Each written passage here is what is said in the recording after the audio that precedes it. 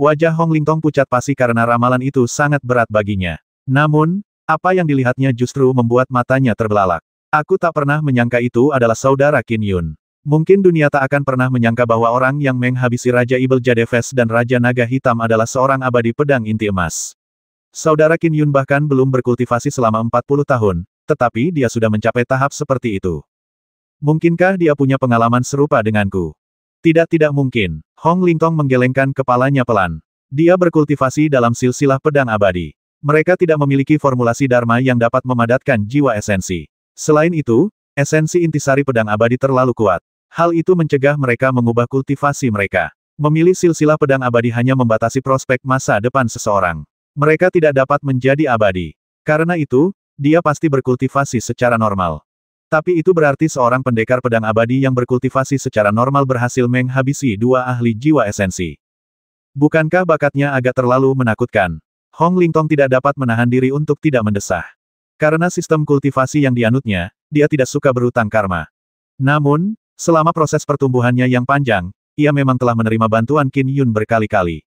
Ia tentu saja menganggap Qin Yun sebagai teman baik. Mereka bahkan seperti saudara ipar. Ia memang percaya bahwa Qin Yun adalah seorang jenius tak tertandingi dalam ilmu pedang, tetapi ia tetap menganggap Qin Yun sebagai pendekar pedang biasa yang telah melangkah ke Dao. Karena itu, Hong Lingtong tidak terlalu memperhatikan Qin Yun meskipun ia seorang jenius. Namun, apa yang diramalkannya hari ini membuatnya tercengang. Bakat dan persepsi seperti itu sungguh menakjubkan. Hong Lingtong menggelengkan kepalanya. Sayangnya, dia berasal dari garis keturunan pedang abadi.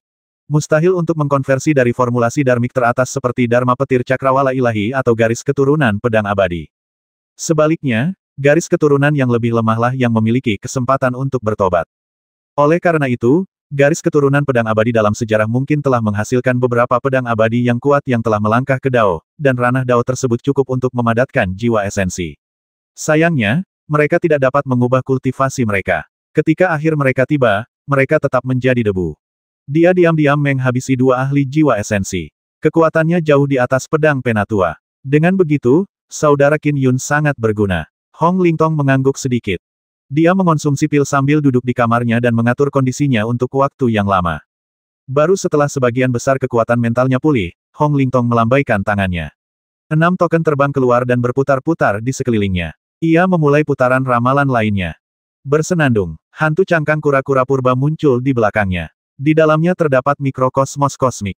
Saat ia terus meramal, ilusi benua raksasa dan lautan yang mengelilinginya muncul di ruangan itu. Daratan dan lautan itu adalah 19 prefektur Kekaisaran Chang Agung, Ibel-Ibel Negeri Utara, dan 4 lautan yang luas. Di berbagai titik ilusi daratan dan lautan, terdapat bintik-bintik merah yang dipenuhi aura jahat. Terakhir kali aku meramal, totalnya ada 19 sumber bencana dunia.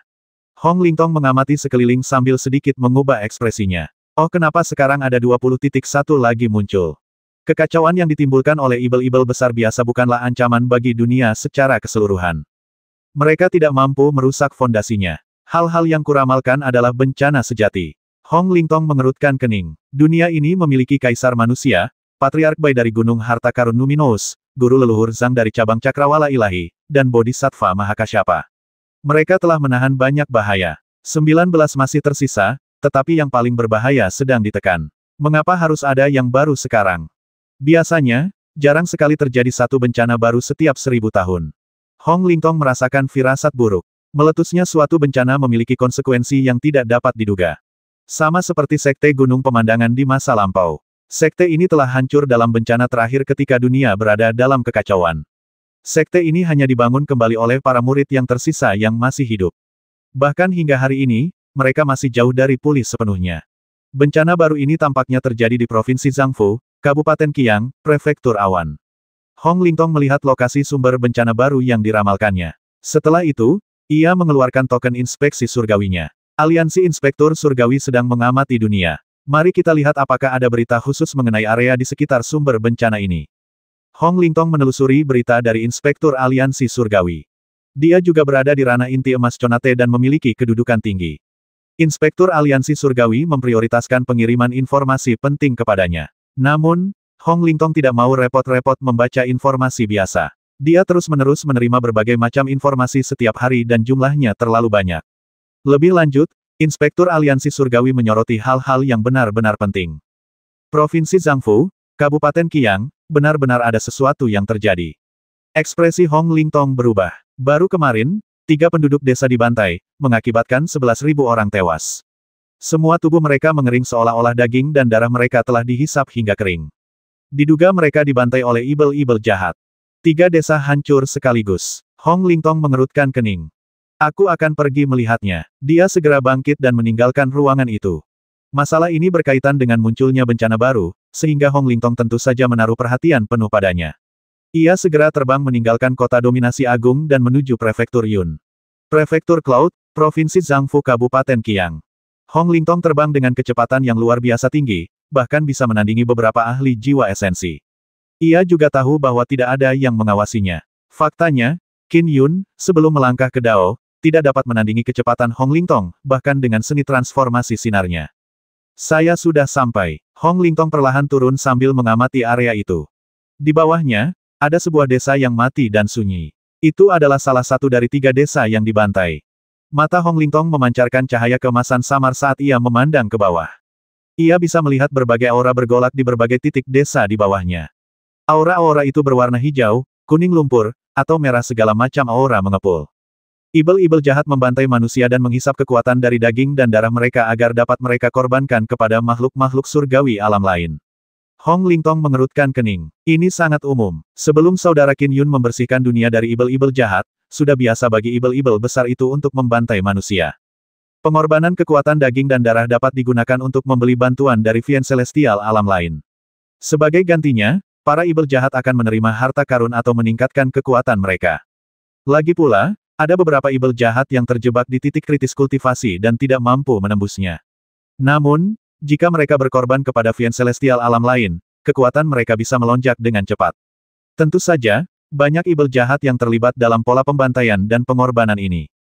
Saya akan mengunjungi 2 penduduk desa lainnya. So, beberapa saat kemudian, Hong Lingtong melihat 2 desa lainnya. Apa yang ia temukan sungguh membingungkannya. Sepertinya mereka baru saja dibantai dan darah serta daging mereka dihisap hingga kering. Mengapa ini dianggap bencana? Hong Lingtong bingung. Ramalanku sama sekali tidak salah. Ini peringatan dari Dao Surgawi. Malapetaka. Hong Lingtong merasa sangat kesal. Jika dia bisa mengetahui bencana apa yang terjadi, dia bisa segera memberitahu pemerintah kekaisaran atau 3 tanah suci. Mereka bisa diminta untuk segera menyelesaikan masalah ini. Namun jelas, penyelidikannya terbukti sia-sia. Di sisi lain Prefektur Cloud, ribuan penduduk desa dari desa lain ambruk tanpa suara. Seluruh tubuh mereka kering, hanya tersisa kulit dan tulang. Suara mendesing. Di atas desa berdiri seorang pemuda berjubah ungu. Ia menarik napas dalam-dalam saat aliran darah berwarna merah darah mengalir ke mulutnya, lalu menelannya ke dalam perutnya. Boom! Awan di langit bergemuruh ketika kilat menyambar. Oh, pemuda berjubah ungu, He Qian, segera merapal mantra Dharma untuk menyembunyikan tubuhnya saat ia bergegas meninggalkan area tersebut. Setelah awan gelap di langit berkumpul, mereka perlahan menghilang ketika gagal menemukan sasarannya. Setelah terbang ratusan kilometer jauhnya, He Qian menatap langit dan berkata sambil mengejek, Tao surgawi ini ternyata bukan makhluk hidup. Sekarang setelah aku meminjam tubuh asli dari dunia ini, dan dengan bantuan seni mistik, aku bisa dengan mudah menipu langit-langit bodoh ini. Hehe, aku sudah mempersiapkan diri selama beberapa tahun terakhir. Sekarang persiapanku hampir selesai, surga orang pembawa sial itu malah menemukan identitasku tepat saat aku mulai membantai semut-semut ini untuk mengumpulkan darah dan daging mereka, gerutu He Qian. Memangnya kenapa kalau sampai ditemukan aku kebetulan menemukan tubuh penguasa Pulau 9 Gunung dan meninggalkan tubuh asliku untuk turun paksa ke dunia ini? Aku rela berkorban tanpa ampun dan membayar harga yang sangat mahal. Bagaimana mungkin aku tidak menikmati hasilnya? Segera, sudah hampir waktunya panen. He Qian pergi dengan tenang. Kota dominasi besar. Qin Yun dan Yi Xiao sedang sarapan bersama. Oh, Qin Yun membalikkan tangannya dan mengeluarkan token inspeksi surgawi sebelum mengerutkan kening. Ada apa? Yi Xiao meletakkan peralatan makannya. Inspektur Aliansi Surgawi punya informasi penting untukku. Aku harus membacanya dengan saksama. Qin Yun mengerutkan kening saat membacanya, dan tak lama kemudian, raut wajahnya berubah. Siapa yang berani bertindak begitu terang-terangan selama 7 hari terakhir, tragedi telah menimpa 5 wilayah. Jumlah manusia yang dibantai berkisar antara beberapa ribu hingga 30.000 di setiap wilayah. Hanya dalam 7 hari, hampir 80.000 manusia telah dibantai. Sebanyak itu Yi Xiao juga terkejut. Saudara Yun, kau telah membantai ibel-ibel jahat di seluruh dunia. Bukankah mereka bersembunyi ketakutan sudah lama sekali sejak ibel-ibel jahat berani bertindak terang-terangan seperti ini? Manusia telah dihisap hingga kering daging dan darahnya. Jelas, mereka dibunuh demi kekuatan yang terkandung dalam daging dan darah mereka agar dapat dikorbankan kepada Vien Celestial alam lain. Ekspresi Qin Yun berubah jahat. Mungkin itu ibel jahat besar yang telah mencapai titik kritis. Dia mempertaruhkan segalanya, melakukan pembantaian massal agar dapat berkorban kepada Vien Celestial alam lain dan mendapatkan terobosan. Pemerintah Kekaisaran dan Aliansi Inspektur Surgawi telah menyelidiki tetapi mereka gagal menemukan apapun. Itulah sebabnya mereka meminta bantuanku. Yi Xiao mengangguk dengan sungguh-sungguh. Pembantaian tanpa berpikir seperti itu memang jarang terjadi, terutama setelah kau membantai banyak ibel jahat di dunia. Ibel-ibel jahat lainnya telah bersembunyi dan beberapa di antaranya bahkan bersembunyi di antara manusia. Masalah ini mungkin merupakan ulah ibel jahat besar tertentu yang sedang mendekati akhir hidupnya. Ia berusaha untuk menerobos dengan segala cara. Ya, Qin Yun mengangguk. Dia memang telah membuat ibel-ibel jahat di dunia berlarian ketakutan karena perbuatannya. Namun, jika itu akibat dari berakhirnya umur, mereka yang akan mati tentu saja tidak peduli dengan ancaman Qin Yun. Aku akan pergi nanti untuk menyelidiki. Qin Yun tak kuasa menahan rasa marah dan sedihnya. Berapa banyak keluarga yang dibentuk oleh hampir 80.000 manusia dan semuanya musnah begitu saja. Bagi Qin Yun, 80.000 orang itu bukanlah statistik. Mereka semua adalah manusia yang hidup dan bernapas. Qin Yun telah menyaksikan sendiri banyak ibel yang menimbulkan malapetaka. Oleh karena itu, dia membenci semua ini. Meskipun tahu akan dibenci oleh 9 silsilah ibel, ia terus menghabisi semua ibel jahat di dunia. Setiap ibel yang ia temukan terbunuh. Ia memastikan para ibel jahat di dunia terhuyung ketakutan.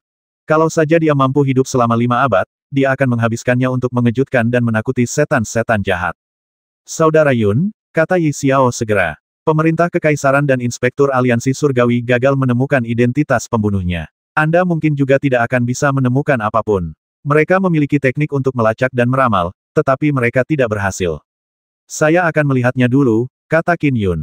1 jam kemudian, Qin Yun tiba di atas awan di atas sebuah desa. Ada orang-orang dari pemerintahan kekaisaran di sana yang sedang membereskan kekacauan, dengan banyak mayat yang dikremasi. Memang, mereka telah dihisap hingga kering daging dan darahnya. Qin Yun berdiri di antara awan sambil memandangi desa. Ia memandangi mayat-mayat dari segala usia dan ukuran yang hanya tinggal kulit dan tulang. Hatinya meringis melihat mereka, sementara niat menghabisinya semakin kuat. Mayat-mayat ini tidak memiliki luka luar, tetapi semuanya ternoda oleh aura jahat. Jelas, mereka tidak terbunuh dalam pertempuran jarak dekat. Sebaliknya, daging dan darah mereka dihisap dari jarak yang sangat jauh. Qin Yun mengerutkan kening. Sepertinya itu ulah ibel jahat yang sangat kuat. Kurasa ibel itu setidaknya berada di alam inti sejati terhubung, atau bahkan di alam inti emas terhubung. Qin Yun membalik tangannya dan mengeluarkan token inspeksi surgawinya. Berdengung, sesosok hantu muncul di awan. Tak lain adalah Hong Lingtong. Saudara Qin Yun, sapa Hong Lingtong sambil tersenyum. Saudara Hong, sepertinya kau menghabiskan seluruh waktumu untuk berkultivasi di rumah. Kau jarang berinteraksi dengan para kultivator dunia. Itu tidak baik. Kau seharusnya lebih sering keluar. Dalam kultivasi terisolasi itu penting, tetapi bepergian untuk mendapatkan pengalaman juga penting, kata Qin Yun. Perasaannya campur aduk. Jika ia menghitung mimpinya selama 100 tahun, ia belum bertemu sahabatnya selama lebih dari 100 tahun. Ia merasa agak asing. Kesan Qin Yun terhadap Hong Lingtong adalah bahwa dia adalah seorang pria yang sering mempertaruhkan nyawanya untuk berpetualang demi harta karun dan peluang di awal kehidupan. Namun, sejak mencapai alam inti emas Conate, Hong Lingtong hampir tidak pernah meninggalkan kediamannya. Tidak ada yang membicarakan siapa saja yang berinteraksi dengannya selama beberapa kali ia meninggalkan kediamannya. Di seluruh dunia, Hong Lingtong dianggap sebagai kultivator inti emas Conate yang sangat unik dan mandiri.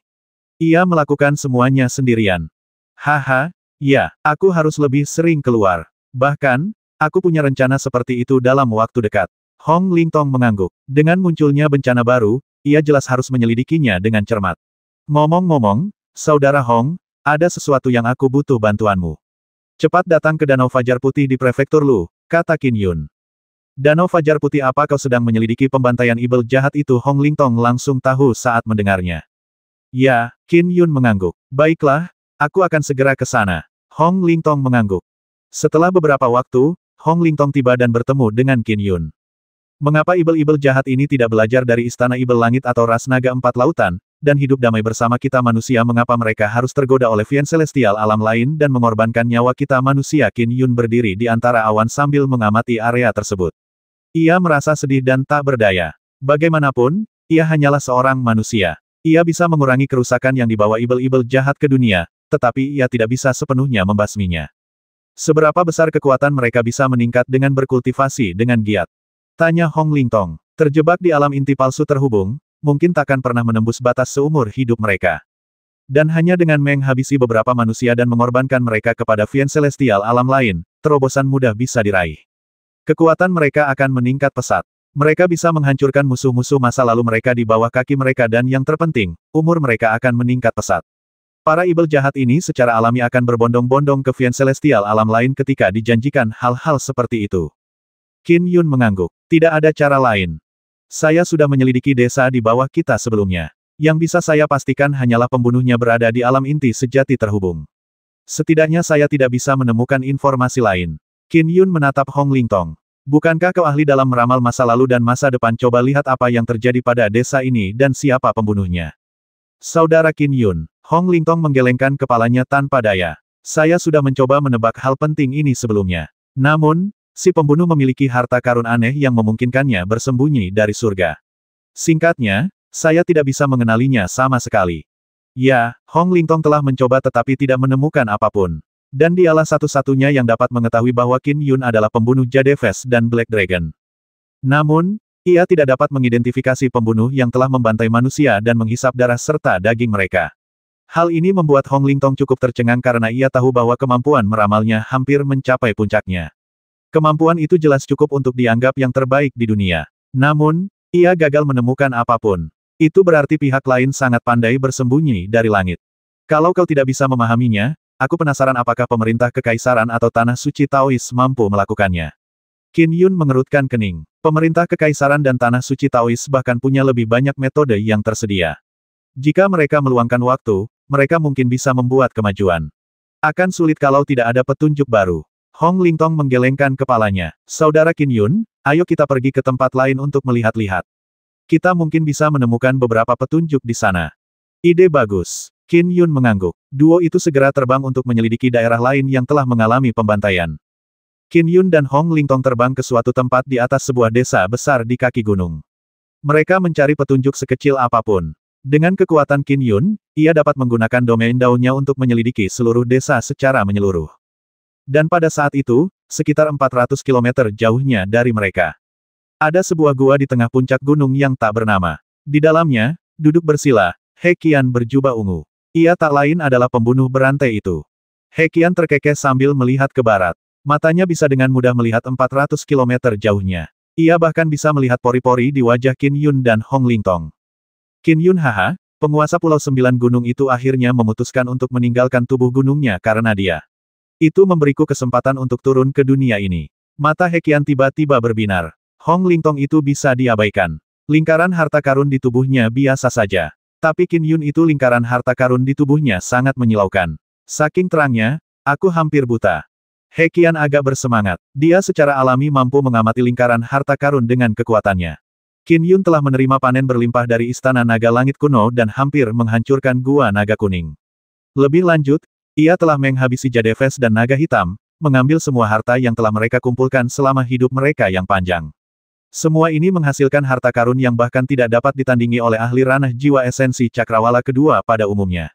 Aku benar-benar tidak pernah menyangka seorang pendekar pedang abadi bisa memiliki harta sebanyak itu. He Qian agak bersemangat. Dia pasti mendapat kesempatan besar untuk memiliki begitu banyak harta. Haha, sepertinya keberuntunganku cukup bagus. Aku hanya memata-matai dari kejauhan untuk melihat siapa yang pergi ke desa-desa itu, dan dari situ, aku menemukan Qin Yun yang memiliki begitu banyak harta. Setelah aku mengumpulkan cukup daging dan darah, aku bisa membangun altar dunia. Aku turun ke dunia ini melalui kepemilikan langsung. Aku tidak membawa harta apapun. Membangun altar dunia membutuhkan material dan harta dalam jumlah besar. Akulah satu-satunya yang harus mengumpulkan banyak harta karun yang menakjubkan. Terlalu sulit mendapatkan harta karun dengan menghabisi para ahli alam jiwa esensi. Aku harus menghabisi beberapa dari mereka agar bisa mengumpulkan jumlah yang dibutuhkan. Lagi pula, Kaisar Manusia dan Guru Leluhur Zhang mungkin akan bergegas datang untuk memberikan bala bantuan kapan saja. He Qian memahami hal ini. Ia tahu betapa rumitnya dunia tempat ia berada. Aku berencana mencari 9 silsilah ibel jahat dan bekerja sama dengan salah satu garis keturunannya. Aku bisa meminta mereka memberiku harta karun, tetapi jika itu terjadi, penghargaan atas keberhasilan akan dibagi. Dan jika altar dunia dibangun olehku sendiri, semua pujian akan menjadi milikku. Qin Yun. Dengan kekuatanku, bukankah menghabisi Qin Yun semudah menghancurkan serangga sudut mulut He Qian melengkung. Meskipun kekuatannya masih di inti emas Conate, dia adalah Fian Celestial alam lain yang telah berkultivasi selama berabad-abad. Dia masih berada di level yang sangat tinggi. Tidak perlu terburu-buru. Dalam beberapa hari lagi, aku akan mengumpulkan semua kekuatan daging dan darah yang kubutuhkan. Setelah itu, aku akan menghabisi Qin Yun dan mengambil harta karunnya. Aku akan menitipkan harta karun itu padanya untuk saat ini. He Qian sedang dalam suasana hati yang sangat baik. Baginya, mengumpulkan harta karun yang dibutuhkan untuk altar dunia jauh lebih sulit daripada mengumpulkan darah dan daging yang dibutuhkan. Ada banyak sekali orang di 19 prefektur dunia. Cukup mudah untuk menguras sebanyak yang ia butuhkan.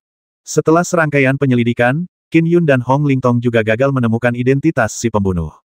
Mereka hanya bisa kembali ke Grand Dominance tanpa daya. Kakak Yun. Yi Xiao bergegas menyambutnya ketika melihat Qin Yun mendarat. Bagaimana? Qin Yun menggelengkan kepalanya. Aku gagal menemukan apapun. Xiao Xiao, aku berencana berangkat besok pagi, kata Qin Yun. Aku akan menyingkirkan ibel-ibel jahat dari alam tertinggi itu dari dunia ini. Apakah kau akan bertindak sekarang? Yi Xiaolong sudah tahu rencana Qin Yun. Ya, aku mungkin telah menghabisi ibel-ibel jahat bertahun-tahun yang lalu, menyebabkan banyak ibel jahat besar bersembunyi di sarang 9 silsilah ibel jahat, tetapi masih ada beberapa ibel jahat alam Paramon yang tidak takut padaku, kata Qin Yun. Aku tidak bisa berbuat apa-apa terhadap mereka saat itu. Masih ada setan-setan jahat alam Paramon yang menduduki suatu area dan menyatakan diri mereka sebagai raja. Ada 2 di darat, 3 di perairan. Saya telah berhasil melangkah ke Dao. Itu artinya sudah waktunya untuk menghadapinya, kata Qin Yun. Mungkin pembunuhnya adalah salah satu dari 5 ibel jahat alam Paramon, kata Yi Xiao. Mungkin, Qin Yun mendesah pelan. Bagi rakyat jelata yang tak terhitung jumlahnya, ibel jahat bawaan cukup kuat untuk membantai semua yang mereka kenal dan cintai. Untungnya, makhluk abadi dan Fian Celestial paling mengerikan di dunia terikat oleh aturan surgawi. Para Fian Celestial yang kuat tidak dapat secara langsung membantai manusia, tetapi mereka dapat berkolusi dengan Fian Celestial alam lain, mengguncang dunia hingga ke akar-akarnya. Kehancuran yang mereka timbulkan sebenarnya lebih parah. Saudara Yun, jika kau berhasil menghabisi salah satu dari 5 ibel jahat alam tertinggi, beritanya mungkin akan menyebar ke seluruh dunia. Saat itu terjadi, keempat ibel lainnya akan lari ketakutan, kata Yi Xiao. Ya, itu bermasalah, kata Qin Yun. Aku tidak bisa langsung menghabisi mereka. Sebaliknya, aku harus menangkap mereka hidup-hidup satu persatu lalu, aku akan menghabisi mereka semua sekaligus. Lagi pula, saat aku menangkap mereka hidup-hidup, aku tidak bisa membiarkan mereka meminta bantuan. Begitu mereka melakukannya, ibel-ibel jahat di dunia akan segera tahu apa yang kulakukan. Yi Xiao mengangguk pelan. Memang merepotkan. Aku akan berusaha sekuat tenaga. Aku akan berusaha sekuat tenaga untuk menghabisi mereka semua sekaligus. Setiap ibel jahat ini tangannya berlumuran darah manusia. Aku tidak bisa membiarkan mereka lolos. Qin Yun mulai memikirkan strategi untuk menghadapi mereka. Gunung Serigala di Prefektur Qian. Gunung Serigala membentang sepanjang 150 km dan merupakan rumah bagi ibel yang tak terhitung jumlahnya. Saat Qin Yun membasmi ibel-ibel jahat di dunia, para ibel di Gunung Serigala tetap tenang karena pemimpin mereka adalah Patriark Gunung Serigala, ibel jahat agung dengan kekuatan di alam Paramon. Huf, engah. Seekor serigala perak raksasa tergeletak dengan mata terpejam sambil bernapas perlahan. Napasnya membentuk angin yang menderu menembus hutan di sekitarnya. Tubuhnya menyerupai gunung kecil. Meskipun matanya terpejam, ia masih bisa merasakan dengan jelas segala sesuatu yang terjadi di sekitarnya. Terlebih lagi, ia mengendalikan formasi susunan yang melindunginya. Kepala keluarga. Ada banyak ibel serigala di kejauhan. Berkat Patriark Gunung Serigala, Gunung Serigala memiliki jumlah ibel serigala yang sangat banyak. Banyak dari mereka adalah anak atau cucu Patriark Gunung Serigala. Mereka sering turun gunung untuk menjarah dan menculik manusia. Meskipun Qin Yun kuat, ia hanyalah seorang manusia. Mustahil baginya untuk bertahan melawan gerombolan ibel yang begitu besar. Apa yang perlu dia lakukan adalah menaklukkan pemimpinnya. Bagaimana dengan ibel-ibel kecil begitu mereka kehilangan pendukung? Para kultivator alam Conate lokal tentu akan memburu mereka. Sarang Gunung Serigala Patriark ini memiliki formasi susunan yang membentang sekitar 10 km. Qin Yun mengamati area di bawahnya dari balik awan. Formasi susunan itu sudah dianggap cukup besar, sehingga bisa menyelimuti sebuah kota kecil. Misalnya, ketika Qin Yun menuai panen besar dari Gua Abadi, banyak formasi susunan yang dibangun hanya mampu menyelimuti area seluas kota dominasi agung. Sebagai perbandingan, garis keturunan naga banjir kuning di Danau Wim Kuning memiliki sejarah puluhan ribu tahun. Formasi susunan di sana telah menyelimuti area seluas 50 km. Wolf Mountain hanya memiliki panjang 10 km. Wilayah Daoku membentang 25 km.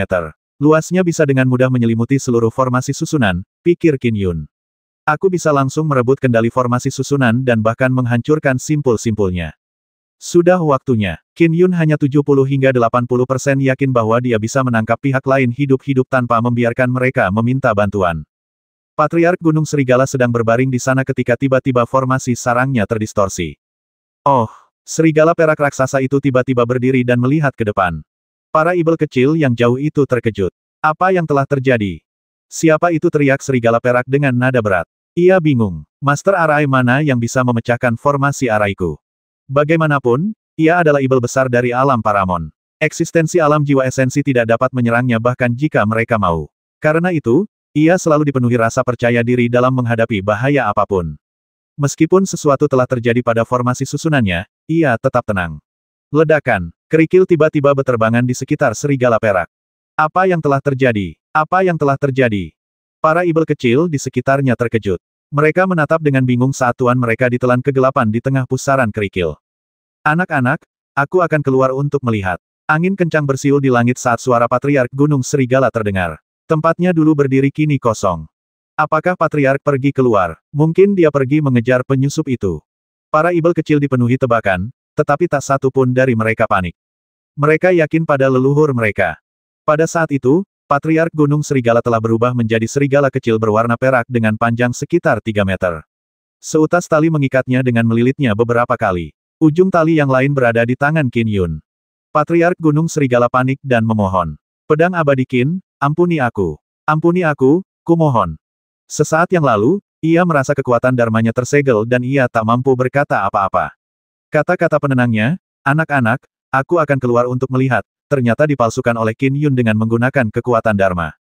Kau tak apa? Qin Yun memegang tali dan menggelengkan kepalanya pelan ke arah Patriark Gunung Serigala yang telah ditawan. Satu-satunya kelemahan serangan mendadak adalah perlunya memecahkan formasi susunan terlebih dahulu. Jika ibel jahat alam Paramon mencari bantuan saat susunan itu retak, Qin Yun pasti sudah sial. Ibel-ibel jahat dari alam tertinggi terbiasa dianggap tinggi dan perkasa. Dengan memanfaatkan ini, aku punya kesempatan untuk menangkap mereka semua, pikir Qin Yun. Setelah merebut Gunung Serigala Patriark, ia pergi ke satu daerah demi satu daerah. Ia menyingkirkan Gunung Serigala Patriark, yang seluruh kekuatannya telah disegel. Bahkan mulutnya pun disegel. Ia menggunakan metode serupa untuk menangkap ibel jahat dari alam tertinggi yang menguasai negeri itu, penguasa lembah Fountain Jade. Setelah itu, ia bergegas ke Laut Selatan, Laut Timur, dan Laut Utara. Sasarannya adalah Patriark Rossi Dragon, Consort Snake, dan Palatial Lord Ice Dragon. Para ibel jahat dari alam tertinggi memang arogan. Mereka percaya tak seorang pun di dunia ini yang bisa berbuat apapun terhadap mereka. Tak satu pun dari mereka terpikir untuk mencari bantuan ketika menyadari ada penyusup yang mencoba meretas susunan mereka. Tentu saja, mereka semua ditangkap satu persatu. Tak lama kemudian, hanya tersisa target terakhir Raja Naga Es Istana. Laut Utara, Istana Ice Dragon. Hahaha, mengenakan baju zirah bersisik es, seorang pemuda berkepala naga duduk di kursi kehormatan. Ia mengamati area di bawahnya tempat para ibel berkumpul. Ia tersenyum dan berkata, semuanya, ini hari yang baik bagiku untuk menerima selirku yang ke-59. Aku merasa terhormat kalian semua telah hadir. Sini, angkat gelasnya. Saudara Ice Dragon, selamat. Haha, kakak Ice Dragon, kamu sungguh beruntung dalam hal cinta. Aku iri sekali. Anggurnya enak, tapi tidak ada dagingnya. Para ibel sedang minum alkohol. Kursi kehormatan sebagian besar diisi oleh ibel-ibel yang lebih kuat dari ras air Laut Utara. Ada juga beberapa ibel inti emas bawaan di antara mereka. Hahaha, tentu saja ada daging. Ini, pemuda berkepala naga itu tertawa sambil memberi perintah. Cepat, sajikan buah manusianya. Tak lama kemudian, petugas wanita cantik dari lomba air membawa piring-piring. Bayi-bayi manusia tertidur lelap di atasnya. Semuanya tampak sangat muda dan dibersihkan secara menyeluruh.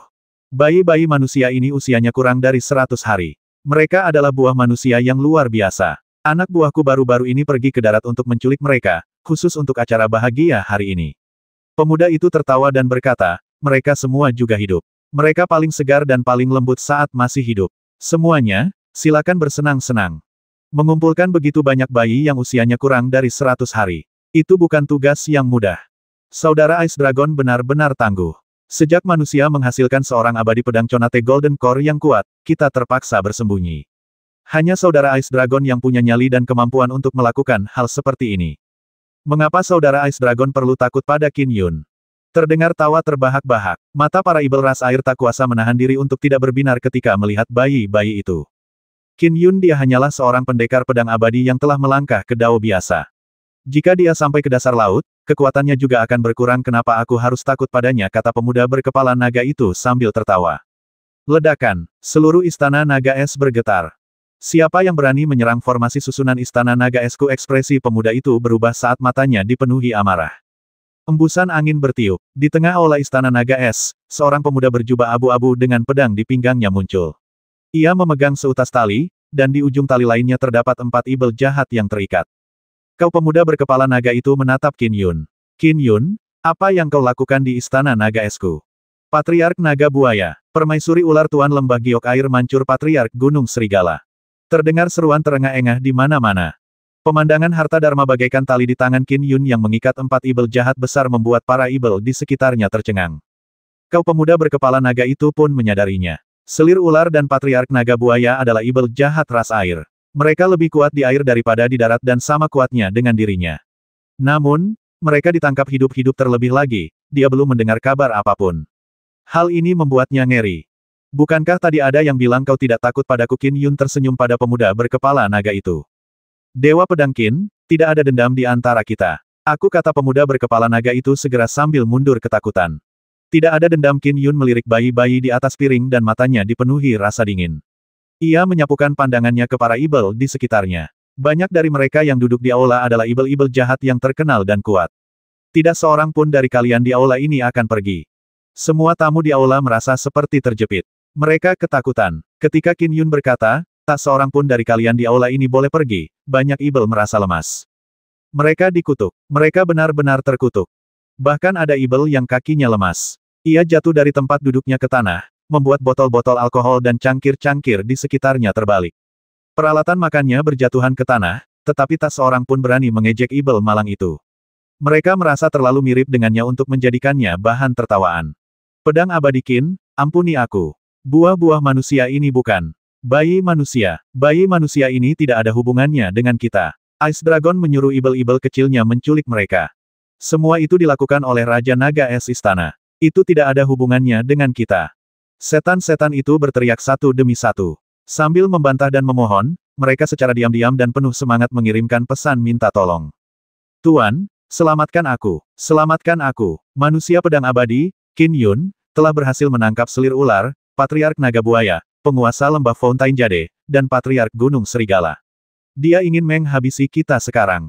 Aku berada di Istana Naga Es Laut Utara. Patriark, selamatkan aku. Itu Qin Yun. Qin Yun, manusia, ada di Istana Naga Es Laut Utara. Mereka semua berteriak panik meminta bantuan. Agar mereka dapat berkultivasi hingga ke alam masing-masing, mereka tentu memiliki faksi yang mendukung. Beberapa bahkan berasal dari 9 silsilah ibel jahat. Ada juga yang merupakan antek-antek ibel jahat alam jiwa esensi tertentu dari ras air. Saat mereka panik mencari bantuan, berita itu menyebar dengan cepat. Qin Yun tidak mempermasalahkannya. Ia sengaja muncul di tengah pesta ini, alih-alih diam-diam menangkap penguasa Istana Naga Es, karena ia ingin mengungkap jati dirinya. Ia ingin semua orang tahu. Setelah tersebar, berita tentang dirinya yang membantai 5 ibel besar dari alam tertinggi akan mengejutkan dan menggemparkan. Tidak ada satupun ibel baik di aula ibel ini. Qin Yun menyapu pandangannya. Ia membandingkan mereka satu persatu dengan informasi yang dikumpulkan oleh Inspektur Aliansi Surgawi. Ia tak bisa menahan diri untuk tidak mencibir. Memang benar seseorang ditandai oleh teman-temannya. Tak satu pun dari mereka yang memiliki hubungan dekat dengan Naga Es itu baik. Qin, Dewa Pedang, apa tidak ada ruang untuk negosiasi? Tanya Ice Dragon dengan nada cemberut. Bagaimanapun, dia adalah ibel jahat dari alam tertinggi. Mereka berada tepat di tengah sarangnya dan dia belum mengaktifkan formasi susunannya. Tentu saja dia tidak mau mati tanpa melawan. Adapun keempat setan jahat yang terikat oleh harta dharma seperti tali milik Qin Yun, mereka menatapnya dengan dingin. Mereka berempat sudah terjerumus dalam keputusasaan. Pada saat yang sama, mereka tahu betapa mengerikannya Qin Yun. Mereka tahu bagaimana nasib Ice Dragon nantinya. Perlawanan sia-sia. Lari, Ice Dragon tiba-tiba bergerak. Semua setan di aula itu bergerak pada saat yang sama. Mereka berpencar ke segala arah. Sehebat apapun Qin Yun, dia hanyalah seorang pendekar pedang abadi. Ada begitu banyak ibel di sini. Dia akan butuh waktu untuk menghabisi kita satu persatu. Selagi dia sibuk membantai, beberapa dari kita akan bisa lolos. Semuanya, larilah masing-masing. Dia paling-paling hanya bisa menghabisi separuh dari kita. Mungkin kita masih punya kesempatan untuk hidup. Para setan menyimpan harapan seperti itu. Ice Dragon menggerakkan formasi susunan itu dengan seluruh kekuatannya saat dia melarikan diri dengan gila-gilaan. Sungguh lucu. Qin Yun hanya berdiri di tempatnya saat domain daunnya langsung menghancurkan formasi susunan Istana Naga Es. Pada saat yang sama, suara siulan terdengar saat sejumlah besar pedang Qi terbang keluar dari tubuh Qin Yun. Gumpalan-gumpalan pedang Qi berhamburan ke segala arah, dan setiap gumpalan pedang Qi sangat tajam.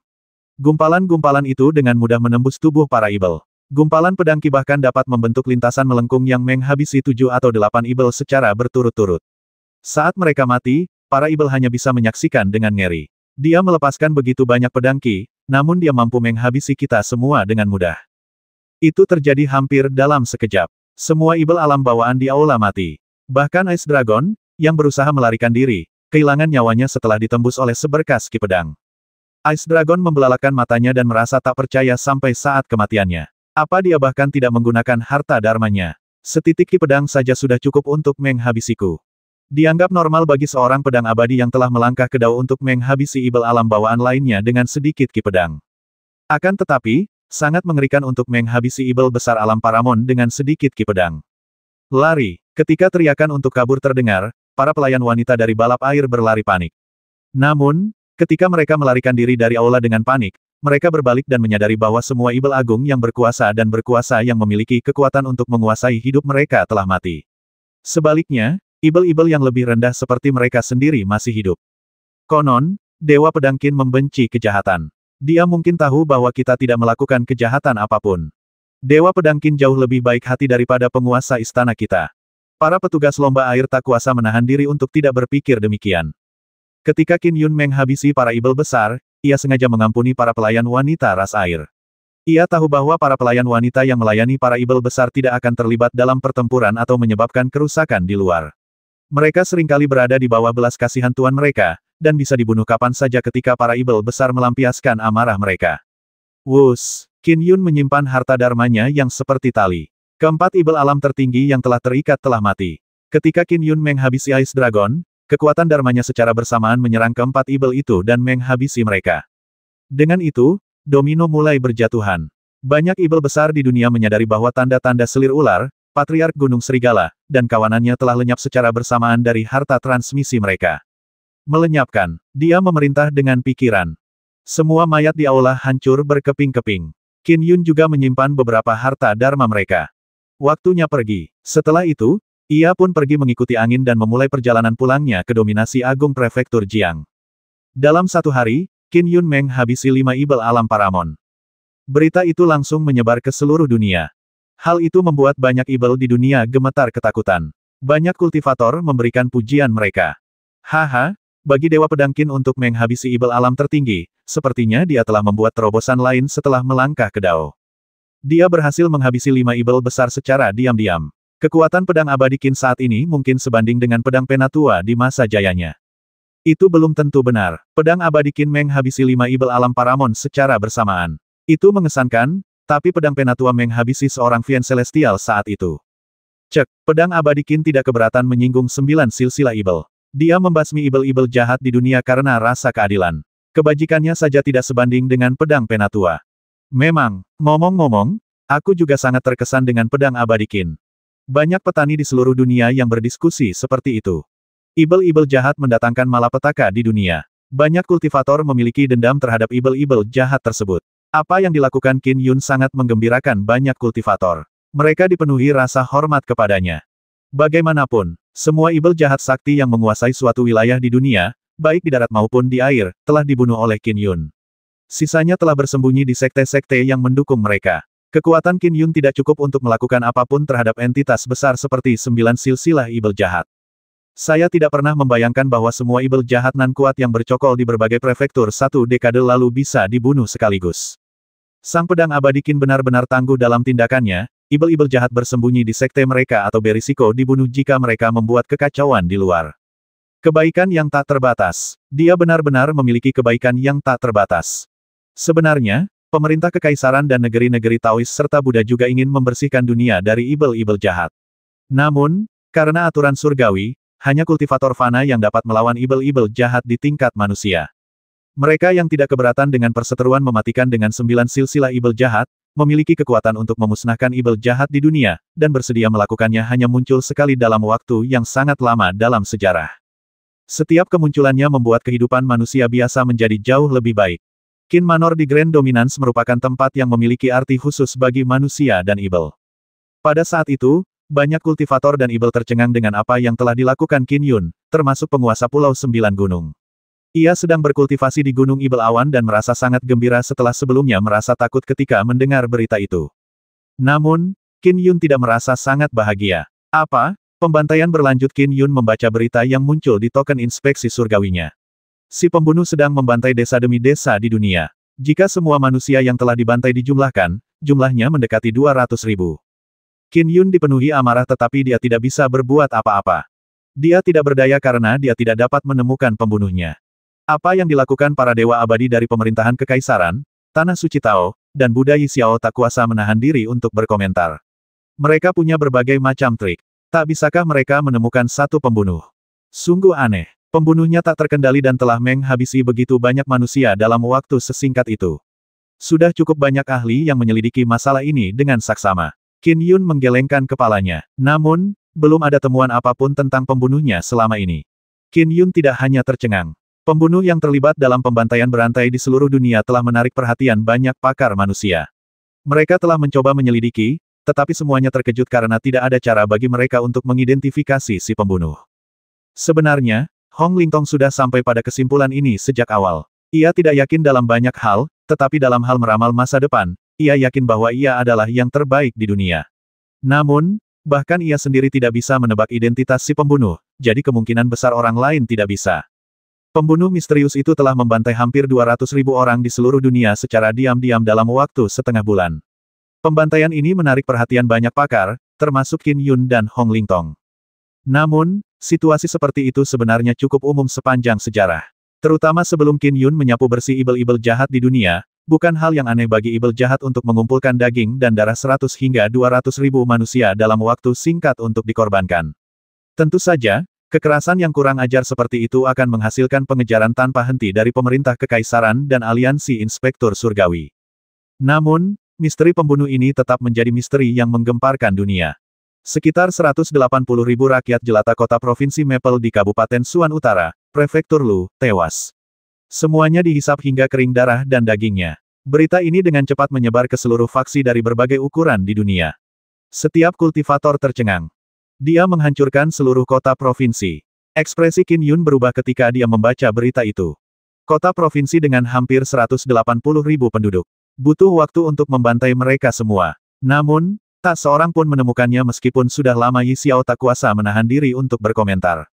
Menurut informasi yang diberikan Inspektur Aliansi Surgawi kepada saya, penyelidikan mereka menunjukkan bahwa seluruh proses pembantaian memakan waktu kurang dari 10 menit, kata Qin Yun dengan muram. Dia mampu menyedot 180.000 manusia dari daging dan darah mereka dalam waktu sesingkat itu. Bahkan ibel besar tingkat Paramon sekalipun tidak mampu melakukan hal seperti itu. Kalau ibel jahat dari alam tertinggi saja tidak bisa, siapa lagi, tanya Yixiao. Apakah itu Vien Celestial? Tapi Vien Celestial dibatasi oleh aturan surgawi. Mereka tidak akan berani melakukan hal seperti itu. Saya tidak tahu. Qin Yun menggelengkan kepalanya pelan. Saya tidak tahu siapa pembunuhnya atau apa latar belakangnya. Mata Qin Yun berkobar dengan niat menghabisi. Pembunuh misterius itu semakin membuat Qin Yun marah. Di ibu kota kekaisaran, di istana kerajaan. Seorang tetua berambut putih duduk bersila di aula yang tenang. Di sampingnya berdiri Kaisar Manusia. Wang gila, kata Kaisar Manusia dengan nada berat. Kau harus meramal lagi. Kau harus mencari tahu identitas pembunuhnya. Dia berani membantai seluruh kota provinsi. Tetua berambut putih itu membuka matanya. Meskipun sudah sangat tua, matanya berkilau cerah. Ia tersenyum sambil menatap Kaisar Manusia. Yang mulia, bahkan Anda pun cemas akan hal ini. Berani membantai dengan begitu brutalnya, pastilah ibel yang fana. Namun, dia berhasil menguras hampir 180.000 manusia dari daging dan darah mereka dalam 10 menit. Itu kekuatan tingkat Fiend Celestial. Aku merasa tidak nyaman dengan kemunculan pembunuh misterius seperti itu, kata Kaisar Manusia dengan nada berat. Tetua berambut putih itu terkejut. Yang mulia, jika Anda merasakan sedikit kegelisahan di level Anda, itu mungkin peringatan dari Dao Surgawi. Baiklah, saya akan berusaha sebaik mungkin untuk menyimpulkan lagi. Dengan jentikan tangannya, sebuah cakram giok muncul di tangannya. Ia memulai ramalannya dengan bantuan sebuah harta karun. Bersenandung, bayangan cakram giok raksasa muncul di sekelilingnya. Banyak pemandangan samar melintas di bayangan itu. Oh, wajah tetua berambut putih itu perlahan memerah. Ayo keluar. Dia berusaha sekuat tenaga saat wajahnya semakin memerah, sampai-sampai gumpalan udara panas keluar dari tubuhnya. Puff! Akhirnya, tetua berambut putih itu meludahkan seteguk darah, menyebabkan warna di wajahnya memudar. Ia membuka matanya dan menatap Kaisar Manusia. Ia berkata dengan muram, "Yang mulia, aku telah gagal sekali lagi. Namun, akhirnya aku merasakan peringatan untuk Kaisar Manusia. Pembunuh misterius itu adalah bencana dunia kita yang baru saja muncul." Malapetaka Kaisar Manusia merasa khawatir. Meskipun ia adalah pemimpin tertinggi garis keturunan Gatvian, dan salah satu eksistensi manusia tertinggi, ia membutuhkan pengakuan dari Sekte Taois dan Buddha untuk menyatukan dan menguasai dunia. Lebih jauh lagi, ia secara pribadi telah memadamkan bencana terburuk di dunia ini. Dengan jasa yang begitu besar semua aliran pemikiran Taois dan Buddha sangat menghormatinya. Karena itu, mereka juga mengakuinya sebagai Kaisar umat manusia. Pembunuh ini benar-benar sebuah bencana. Ekspresi Kaisar Manusia berubah jahat. Bencana bisa berupa benda atau bisa juga pintu masuk ke dunia lain.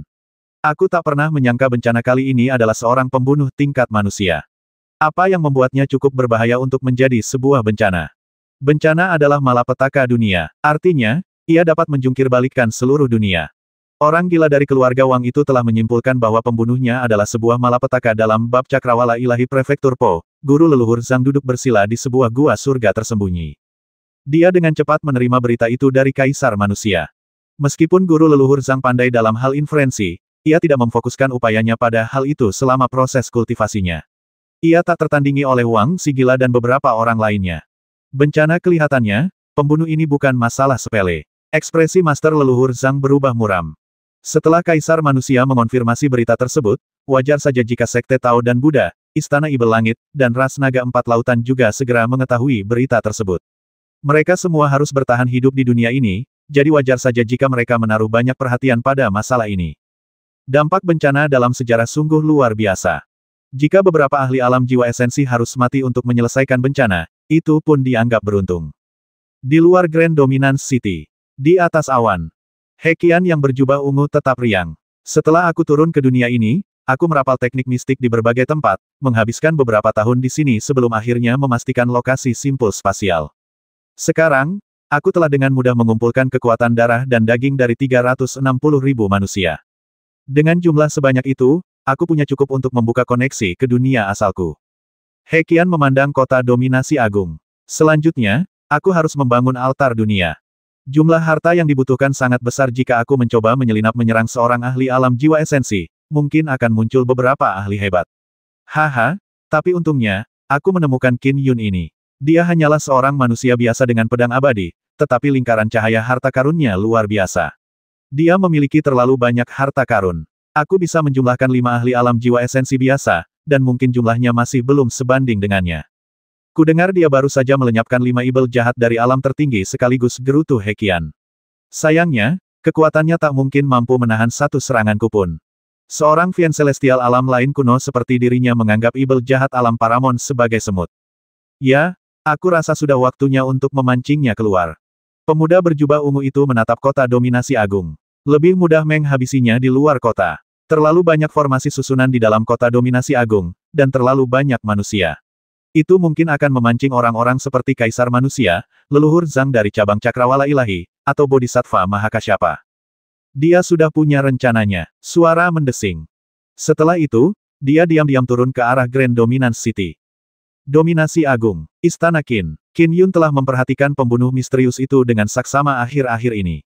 Namun, Karena tidak ada seorang pun di dunia yang mampu mengidentifikasinya, ia tidak memiliki cara untuk memanfaatkan kehebatannya.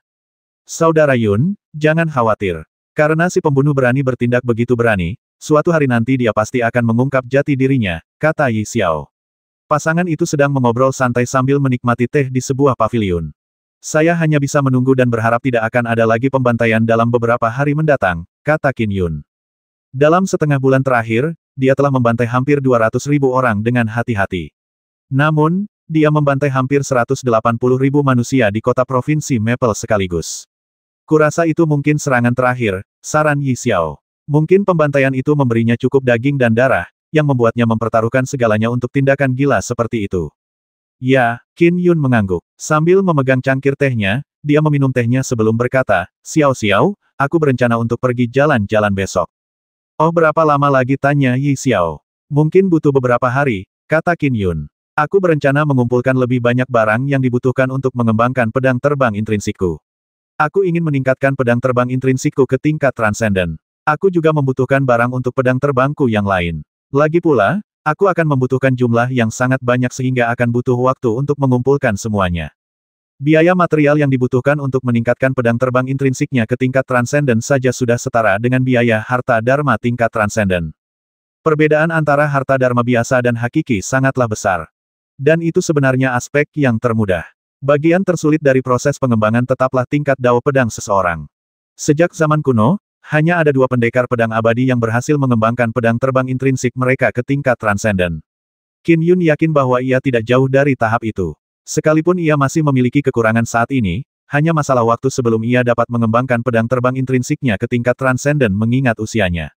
Oleh karena itu, ia memutuskan untuk mengumpulkan semua materi terlebih dahulu. Oh, ekspresi Qin Yun tiba-tiba berubah. Melalui formasi susunan yang ia gunakan untuk melindungi Qin Manor, ia merasakan aura evil yang mengerikan menembus batas formasi susunan tersebut. Formasi susunan keluarga Qin diperluas hingga ke titik di luar kota Grand Dominance. Ada evil jahat, kata Yi Xiao segera. Selain itu, aura evil-nya sangat murni dan rumit. Akan kulihat, kata Qin Yun. Setelah itu, ia melesat keluar sebagai seberkas cahaya, melesat melintasi langit saat ia menuju utara. Kecepatan terbang Qin Yun luar biasa cepatnya. Ia dengan cepat tiba di tembok kota utara. Tak lama kemudian, ia melihat seorang pemuda berjubah ungu sedang terbang. Ia memancarkan sedikit aura jahat, namun sangat murni dan rumit. Dewa pedang Qin pemuda berjubah ungu itu mendongak dan tercengang. Ia segera menangkupkan tangannya dan berkata, aku tidak bermaksud jahat. Dewa pedang Qin, aku datang ke sini untuk membicarakan sesuatu denganmu. Dengan aura evil yang begitu murni dan rumit, tampaknya kau telah mewarisi ajaran 9 silsilah evil. Namun, Qin Yun memasang ekspresi dingin. Menyerahkan diri sebelum kita memulai percakapan. Dengan mengatakan itu, Qin Yun melambaikan tangannya. Seberkas ki pedang terbang keluar saat mencoba menjatuhkan pemuda berjubah ungu itu. 99% murid yang mempelajari ajaran warisan 9 silsilah evil jahat adalah inkarnasi evil. 1% sisanya rela menyerah kepada manusia atau bahkan bertindak sebagai mata-mata manusia. Qin Dewa Pedang, apa perlu segera bertarung? Pemuda berjubah ungu itu tertawa sambil menjentikkan jarinya. Cahaya ungu melesat dari jarinya, mengenai ki pedang tajam Qin Yun. Dengan bunyi puff, ki pedang itu hancur berkeping-keping. Qin Dewa Pedang, aku datang ke sini untuk membicarakan sesuatu denganmu. Bagaimana kalau kita duduk dan mengobrol? Oh, ekspresi Qin Yun berubah, evil ini berhasil menghancurkan pedang ki-nya dengan satu jari. Pria berjubah ungu di depanku ini jelas-jelas evil fana. Namun, dia mampu menghancurkan ki pedangku hanya dengan jentikan jarinya. Dia pasti telah memasuki Dao. Mata Qin Yun berbinar. Termasuk dia, total ada 2 evil yang telah memasuki Dao, evil lainnya adalah kepala biara angin hitam. Dia telah lama berkultivasi secara sembunyi-sembunyi. Kudengar pemerintah kekaisaran dan inspektur aliansi surgawi telah menyelidiki dan memang mengonfirmasi bahwa dia baru-baru ini berkultivasi secara sembunyi-sembunyi. Lebih lanjut, kepala biara angin hitam mungkin tidak memiliki kemampuan untuk melahap daging dan darah 180.000 orang dalam 10 menit. Orang di depanku ini adalah evil jahat fana yang tak seorang pun pernah dengar. Namun, dia memiliki kekuatan seseorang yang telah melangkah ke dalam Dao. Dia mungkin sekali pembunuhnya. Lagi pula, hanya ada 2 evil jahat yang telah melangkah ke dalam Dao di dunia ini. Kemunculan evil jahat yang telah melangkah ke dalam Dao sangatlah langka. Qin Yun memberikan penilaiannya saat He Qian menghancurkan pedang ki miliknya dengan jarinya. Apakah kamu berada di balik serangkaian pembantaian baru-baru ini? Teriak Qin Yun dengan marah. Pemuda berjubah ungu itu terkejut. Tunduk dan menyerah. Melihat reaksinya, Qin Yun langsung bertindak. Ia melambaikan tangannya, dan seketika, pedang debu melingkar dan pedang 7 pembunuh, yang telah terurai menjadi 7 pedang terbang bersamaan. Total 8 pedang terbang digunakan secara bersamaan. 8 puncak 4 arah. Qin Yun segera melancarkan serangan yang dirancang untuk menjebak musuh. Dari segi kekuatan, jurus pamungkas Dao Pedang Qin Yun, 8 ultimate 4 arah, sedikit lebih lemah dibandingkan ketika ketiga gelang kosmik digunakan bersamaan karena hanya memiliki sekitar 80% kekuatan gelang tersebut. Namun, jangkauan jebakannya jauh lebih besar. Gemuruh. 8 pedang terbang itu menyerupai 8 jurus pamungkas langit dan bumi. Seketika, serangan itu menyegel area seluas puluhan kilometer di sekitar mereka. Bahkan mencapai dekat tembok kota Grand Dominance City. Ini disengaja. Jika Qin Yun mengerahkan seluruh kekuatannya, ia bisa menyegel area seluas sekitar 50 kilometer. Oh, pemuda berjubah ungu itu menyaksikan perubahan di langit dan bumi. 8 pedang terbang melayang di 8 arah mata angin yang berbeda, membentuk dunia itu sendiri. Menarik. Pemuda berjubah ungu itu menatap Qin Yun dengan mata berbinar. Kekuatanmu jauh lebih tinggi dari perkiraanku. Aku berencana untuk menyelinap menyerang, tapi ya sudahlah. Aku bisa menghabisimu dalam 1 atau 2 serangan. Setelah berkata demikian, pemuda berjubah ungu itu mengulurkan lengannya yang membesar dengan cepat. Lengannya tampak terbuat dari batu padat. Ada pola-pola ungu di batu itu yang memancarkan cahaya ungu yang menyeramkan dan berdarah. Telapak tangannya juga berubah menjadi telapak batu raksasa. Kerak, tangan kanan pemuda berjubah ungu itu tiba-tiba menghantam ke atas. Ledakan, langit dan bumi bergemuruh saat dunia bergemuruh. Dunia yang dibentuk oleh 8 pedang terbang Qin Yun tak mampu menahan hantaman tersebut. Dunia itu langsung hancur berkeping-keping. Apa Qin Yun khawatir? Kau cukup kuat. Seorang pendekar pedang abadi yang fana benar-benar bisa menandingi cakrawala kedua dari alam jiwa esensi. Apa asal-usulmu? Apakah kau seorang pendekar abadi yang bereinkarnasi? Tapi itu aneh, karena jika kau memang begitu, kau tidak akan dengan bodohnya memilih garis keturunan pendekar pedang abadi, kata pemuda berjubah ungu itu. Tangan yang menghancurkan pedang langit dan bumi berbalik dan memukul Qin Yun.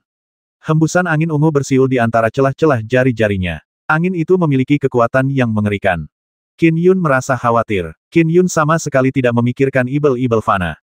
Ia bahkan berencana menangkap lawannya hidup-hidup untuk diinterogasi lebih lanjut ketika ia mencurigainya sebagai pembunuh. 8 pedang terbang kelas 2 itu memiliki kekuatan biasa saja jika digunakan sendiri, tetapi jika digabungkan, kekuatannya setara dengan seorang ahli di cakrawala kedua dari alam jiwa esensi. Dengan alam dao pedangnya saat ini, serangan semacam itu dapat dengan mudah menghabisi Raja Ibel Jadeves dan penguasa Istana Naga Hitam. Namun lawannya berhasil memecahkannya dengan tangan. Lawannya bahkan curiga bahwa dia adalah seorang abadi yang bereinkarnasi. Dari mana asalnya? Aku belum pernah mendengar Ibel Fana sekuat ini. Meskipun khawatir, Qin Yun tidak ragu menggunakan pedang terbang intrinsik terkuatnya. Dia melambaikan tangannya. Sinar pedang melesat dari ujung jarinya. Itu adalah pedang terbang intrinsik yang ia asuh di dalam dirinya. Ledakan. Pedang terbang intrinsik tingkat pertama dapat menghasilkan kekuatan setingkat harta karun Numinous. Kekuatannya jauh lebih mengerikan daripada ke-8 pedang terbang lainnya. Kini, Qin Yun harus menggunakan jurus pamungkas lainnya. Raung. Fenomena bulan yang terang benderang di atas sungai muncul di sekitar mereka. Bulan itu membentang seluas puluhan kilometer. Sinar bulan yang sangat menyilaukan melesat menembus langit. Seluruh ruang di sekitarnya bergetar. Cahaya bulan itu memabukkan dan kemanapun ia lewat, kehampaan akan menghasilkan riak-riak. Seluruh pemandangan itu hanya bisa digambarkan sebagai indah dan mempesona. Apa? Bagaimana dia bisa lebih kuat lagi? Pemuda berjubah ungu itu agak tercengang.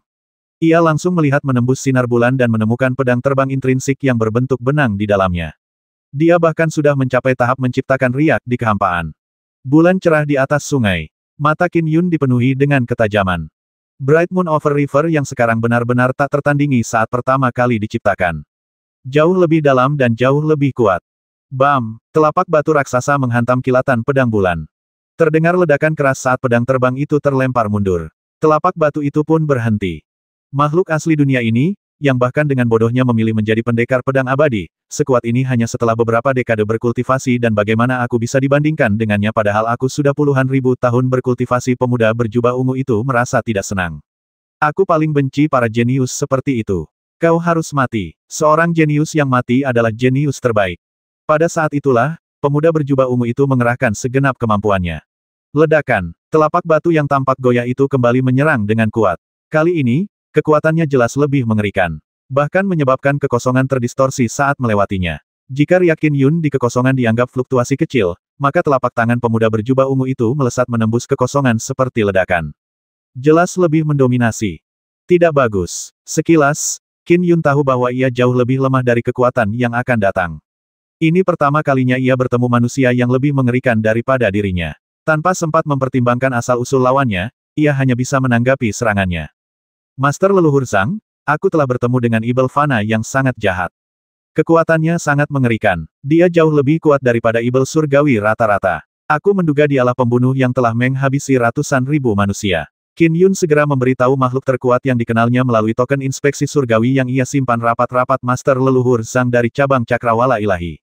Pembunuh yang telah membantai ratusan ribu manusia Ibel Fana yang lebih kuat dari kebanyakan makhluk surgawi. Baiklah, cobalah sekuat tenaga untuk mengulur waktu.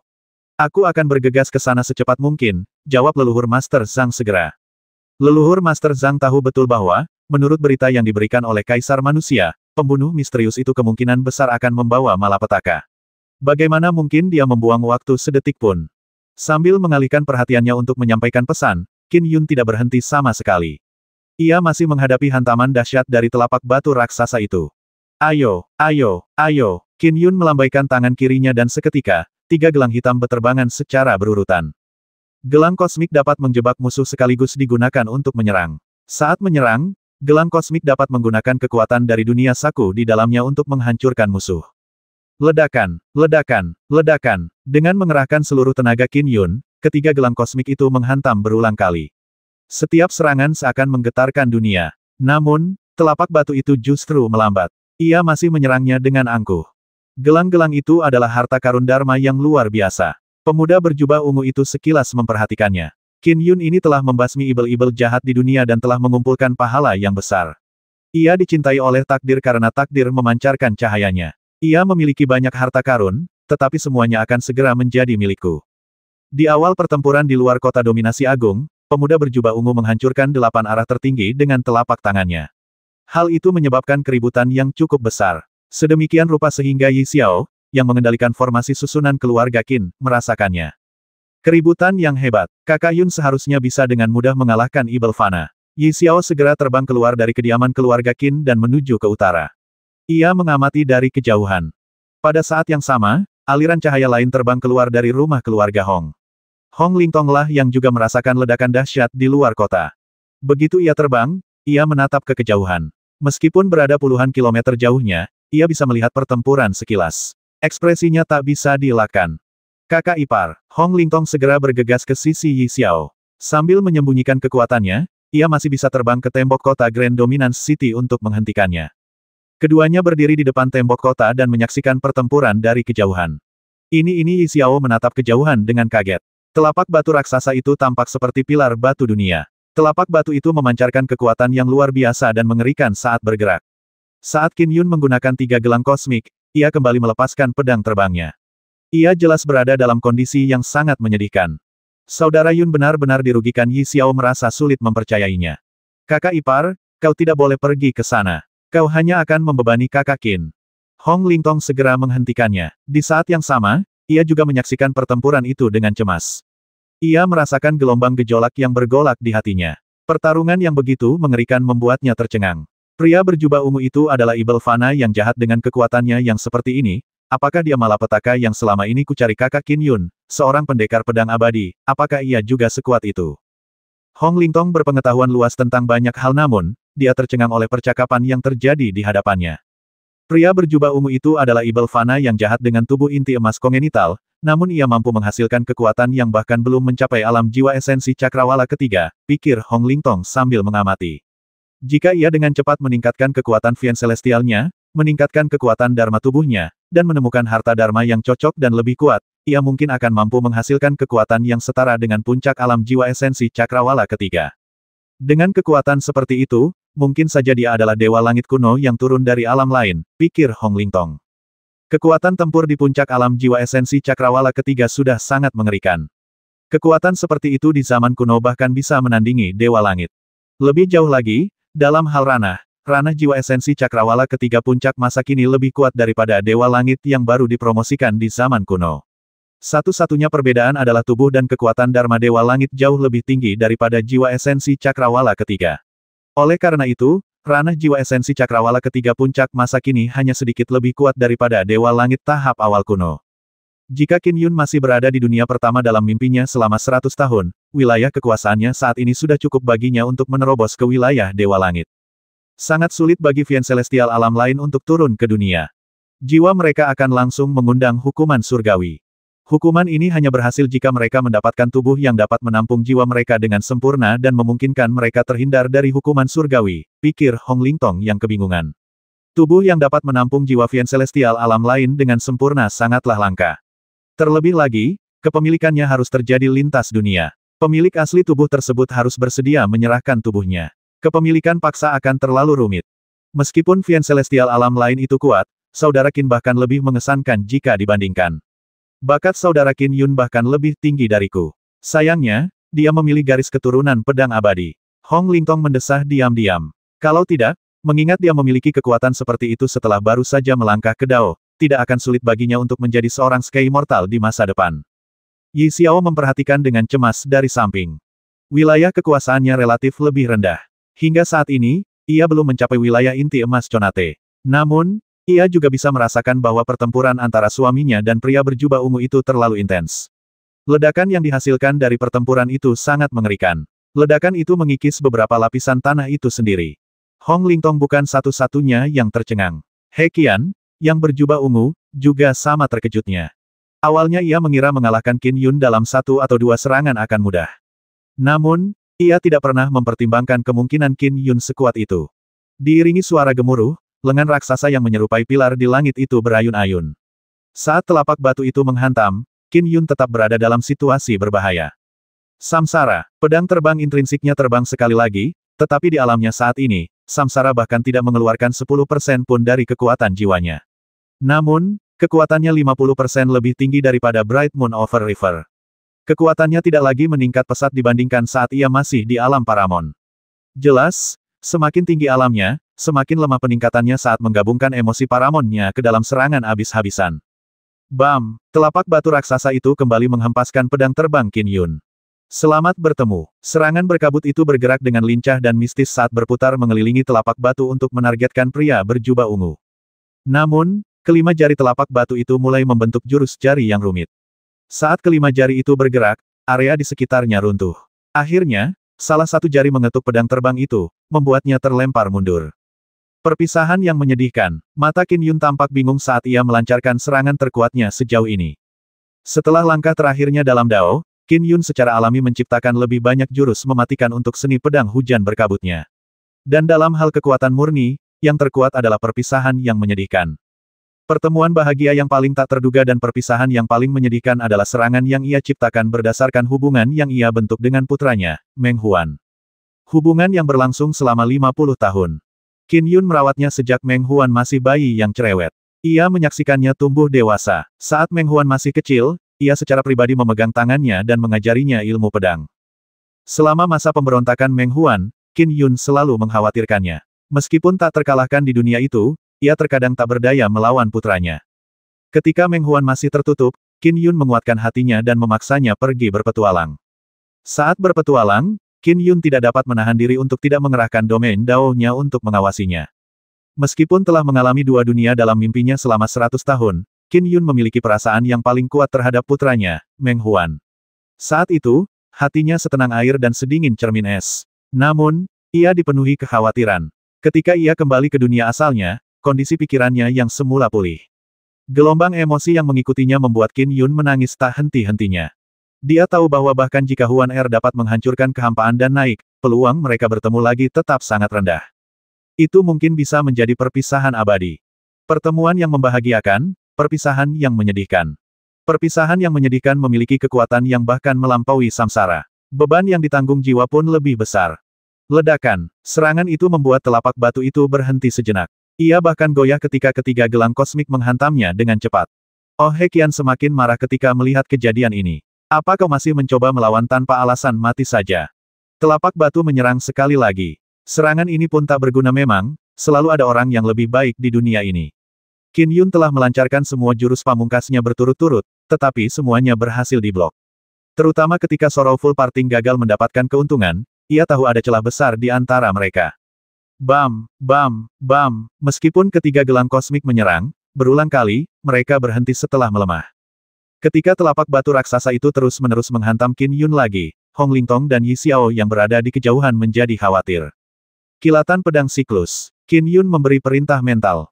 Suara mendesing. Kilatan pedang yang sangat cemerlang menghalangi area di atasnya. Itu adalah kilatan pedang siklik Qin Yun, teknik terbaiknya. Sejak dao pedangnya menjadi begitu sempurna hingga membentuk dunia itu sendiri, kilatan pedang siklik semakin menyerupai langit dan bumi yang utuh.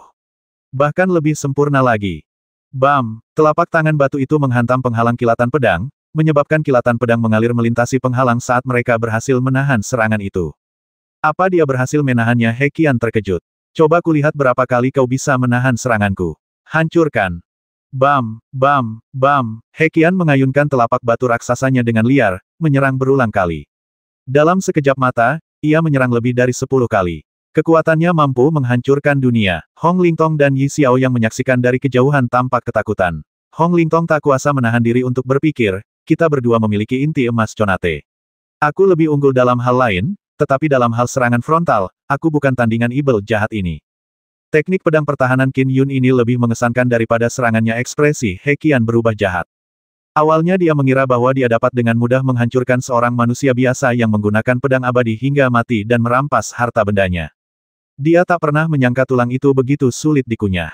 Terlalu keras. Dia bahkan tidak mampu menggigit. Kalau bukan karena aku memiliki tubuh inti emas bawaan dan bukan karena kurangnya harta dharma yang kuat. Bagaimana mungkin aku tidak bisa menghancurkan seorang pendekar pedang abadi? He Qian merasa kesal. Dia adalah seorang Fian Celestial alam lain yang telah lama mencapai puncak alam jiwa esensi cakrawala ketiga. Dia hampir menjadi ibel langit. Dalam hal kekuatan Dharma inti emas keunguan Qin Yun lebih hebat daripadanya. Dalam hal harta Dharma, He Qian hanya berhasil mengolah tubuh gunung hingga puncak kefanaan, yang memungkinkannya bertarung dengan tubuhnya. Namun, pedang terbang intrinsik Qin Yun menandingi kekuatan harta Numinous. Dalam aspek lain juga, Qin Yun memiliki keunggulan besar. Aku tidak bisa menghancurkannya. Pria berjubah ungu itu mengalihkan pandangannya ke kota dominasi agung yang jauh. Ia juga melihat Yi Xiao dan Hong Lingtong. Suara mendesing. Pria berjubah ungu itu tiba-tiba membuka mulutnya. Seketika angin hitam mengamuk saat bertiup menuju kota Grand Dominance. Serangan sepele itu tak berguna. Kilatan pedang siklik Qin Yun langsung membesar, menutupi separuh langit dengan mudah, menghalangi kota dominasi agung dari serangan He Qian. Dulu, ketika Qin Yun berada di alam tertinggi, kilatan pedang sikliknya mampu mempertahankan kekuatan puncaknya hingga menyelimuti seluruh gunung. Kini, kekuatan puncak kilatan pedang siklik Qin Yun mampu menyelimuti area seluas 50 km. Kekuatan itu cukup untuk menyelimuti seluruh kota. Cepat sekali kau menghalanginya. He Qian mencibir. Setelah itu, ia tanpa ragu berubah menjadi aliran cahaya yang terbang ke utara. Waktunya berangkat. Kemungkinan besar para ahli dari pemerintahan kekaisaran manusia, Sekte Tao, dan Buddha akan datang. Aku tidak bisa lagi bertahan dalam pertempuran ini. He Qian melarikan diri dengan semua yang dimilikinya. Qin Yun, anggaplah dirimu beruntung karena aku tidak memiliki harta dharma yang kuat. Kau tidak akan seberuntung itu lain kali. Suara He Qian bergema di seluruh dunia sebelum ia menghilang di balik cakrawala. Mencoba melarikan diri, Qin Yun melepaskan pedang 7 pembunuhnya dan dengan cepat mengejar He Qian. Kinesis pedang seorang dewa pedang sungguh tak tertandingi. Di bawah kekuatan penuh Qin Yun, pedang terbang itu merobek langit dan bergerak dengan kecepatan lebih cepat dari He Qian. Pedang itu langsung menghilang di balik cakrawala saat ia mengejar pria berjubah ungu itu dengan panik. Jangan harap kau bisa lolos. Raung Qin Yun. Dia ingin berusaha sekuat tenaga untuk menahannya. Setidaknya dia perlu tahu di mana He Qian berada. Dia mungkin tidak bisa menghabisi He Qian, tetapi begitu leluhur Zhang dari cabang cakrawala ilahi tiba, dia yakin dia akan memiliki cara untuk menghadapi pria berjubah ungu itu. Bam! Terdengar suara ledakan keras di sepanjang cakrawala saat pedang terbang itu jatuh ke belakang. Ekspresi Qin Yun berubah saat dia melambaikan tangannya untuk menyimpan pedang terbangnya. Baru pada saat itulah Yi Xiao dan Hong Lingtong, yang berdiri di dekat tembok kota, terbang mendekat. Saudara Yun, apa yang terjadi? Tidak bisakah pedang terbangmu mengejar musuh sejauh ribuan kilometer? Tanya Yi Xiao. Qin Yun mendesah dalam hati. Ada pepatah yang mengatakan bahwa pedang terbang bisa menghabisi musuh sejauh 500 km. Tapi itu hanya untuk para pendekar pedang biasa di alam tertinggi. Kini, pedang terbang Qin Yun bisa mengejar musuh hingga 10.000 km. Kerajaannya jauh di atasku. Dia dengan mudah lolos dari kejaran pedang terbangku. Qin Yun menggelengkan kepala dan mendesah. Syukurlah, Kekuatan dharmanya lebih rendah dariku dan harta dharmanya jauh lebih rendah dariku, begitulah caraku selamat dari bentrokan ini. Qin Yun tahu betul bahwa jika kedua pihak memiliki kekuatan dharma dan harta dharma yang setara, bahkan kilatan pedang sikliknya pun tidak akan mampu melawan. Saudara Qin Yun, kau sudah sangat kuat. Aku menyaksikan semuanya dengan takjub, kata Hong Lingtong sambil menggelengkan kepala. Itu membuatku berpikir, masa kultivasi kita hampir sama. Aku merasa malu setelah melihat kekuatanmu. Aku punya beberapa kesempatan. Meskipun Qin Yun berkata begitu, ia merasakan emosi yang campur aduk. Ia ternyata berlatih 1 abad lebih lama daripada Hong Lingtong. Dari mana ibel jahat misterius ini berasal? Yi Xiao tak kuasa menahan diri untuk bertanya. Kekuatannya di atas saudara Yun dan dia sama sekali tak dikenal. Pembunuh yang baru-baru ini terlibat dalam pembantaian massal manusia, kemungkinan besar adalah ibel jahat misterius ini, kata Qin Yun. Dengan kekuatannya, dia benar-benar mampu menghisap darah dan daging 180.000 orang hingga kering dalam 10 menit. Kurasa tidak ada ibel jahat fana lain yang mampu melakukan hal itu. Aku juga setuju. Hong Lingtong mengangguk sambil mengerutkan kening. Tapi, kenapa dia tiba-tiba datang ke Grand Dominance untuk melawanmu? Itu juga yang membuatku bingung. Qin Yun menggelengkan kepalanya pelan. Aku belum pernah bertemu dengannya sebelumnya. Tidak ada kabar tentangnya di seluruh dunia sebelumnya. Seolah-olah dia muncul begitu saja. Aku heran kenapa dia tiba-tiba menyerangku. Apakah dia datang untuk menghadapiku karena aku telah membasmi ibel-ibel jahat di seluruh dunia? Saat mereka asyik mengobrol, sesosok muncul di kejauhan. Ia adalah seorang Taois parubaya berhiaskan hiasan kepala tinggi, dan ia tiba di samping mereka dengan langkah lain. Patriark Yi Xiao tidak dapat menahan rasa khawatirnya. Orang yang baru saja tiba adalah sosok yang paling mengesankan bagi para murid bab cakrawala ilahi. Dia adalah guru leluhur Zhang, yang diakui semua orang sebagai orang terkuat di aliran Tao. Salam, Senior Patriark Zhang. Qin Yun, Hong Lingtong, dan Yi Xiao segera membungkuk hormat. Baiklah, Taois parubaya itu menatap Qin Yun. Di mana ibel fana yang kau sebutkan itu? Dia gagal menghabisiku, tetapi dia juga tidak bertahan dalam pertempuran. Dia segera melarikan diri dan pedang terbangku tidak mampu mengejarnya. Sambil berbicara, Qin Yun menunjuk ke utara. Dia melarikan diri ke utara. Taois parubaya itu mengerutkan kening sambil melihat ke utara. Sebuah mata vertikal terbuka di gelabelanya. Ada kilatan cahaya di matanya. Setelah melihat ke utara, ia mengalihkan pandangannya ke arah lain. Qin Yun tidak dapat menahan diri untuk menebak ketika dia melihat itu. Mata ketiga kemungkinan besar adalah kekuatan ilahi, mata petir. Leluhur guru Zhang sebelumnya telah menyebutkan bahwa itu adalah kekuatan ilahi terbaik yang dimilikinya. Ia juga telah menerima formula Dharma mata petir dan telah mempersiapkannya untuk istrinya. Dia memang sumber bencana. Ilmu penyembunyiannya memang dahsyat. Aku bahkan tidak bisa menemukannya meskipun kepergiannya baru saja, pikir Master Leluhur Zhang. Dia segera menghilangkan kekuatan sucinya dan menatap Qin Yun dan rombongan. Saya ingin berbicara dengan Qin Yun secara pribadi, kata Master Leluhur Zhang. Senior Patriark, kami permisi dulu. Yi Xiao dan Hong Lingtong segera pergi. Keduanya terbang cepat. Itu benar-benar Patriark. Yi Xiao merasa sedikit bersemangat. Cahaya yang dipancarkan takdir kepada guru leluhur Zhang sungguh mengerikan, agung, dan mengesankan. Hong Lingtong terkesima. Kekuatannya memang mengerikan. Dia benar-benar layak disebut sebagai murid pribadi leluhur Dao yang legendaris. Hong Lingtong tahu betul betapa hebatnya guru leluhur Zhang. Ia adalah kultivator Taois paling terkemuka dalam sejarah dunia. Ia telah menciptakan dan menyempurnakan Dharma petir cakrawala ilahi, yang diakui sebagai Dao Dharma terbaik. Dharma ini bahkan lebih kuat daripada berbagai mantra Dharma yang ditinggalkan leluhur Dao di Gunung Harta Karun Numinous.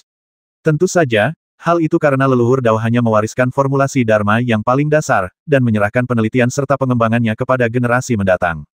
Namun, leluhur Master Zhang terlalu luar biasa. Namanya telah lama mencapai dunia lain. Dia benar-benar menakutkan, mampu menarik perhatian leluhur Dao dan menjadi murid pribadinya, gumam Hong Lingtong dalam hati. Di tempat di luar kota, hanya Qin Yun dan Master Leluhur Zhang yang tersisa. Ceritakan kepadaku secara terperinci tentang ibel jahat yang mematikan ini, kata Master Leluhur Zhang. Baru saja, dia tiba di luar kota dominasi agung. Aku merasakan aura jahat murni melalui formasi susunan dan segera datang untuk menyelidiki, kata Qin Yun. Sekarang setelah kupikir-pikir lagi, dengan wilayahnya, aku tidak akan bisa merasakan aura jahatnya jika dia mengerahkan seluruh tenaganya untuk menyatukannya. Jelas dia sengaja berpura-pura berada di wilayah Paramon untuk menarikku agar dia bisa memanfaatkan kesempatan itu untuk menghabisiku. Dia datang ke Grand Dominance untuk menghabisimu. Master Leluhur Zhang bingung.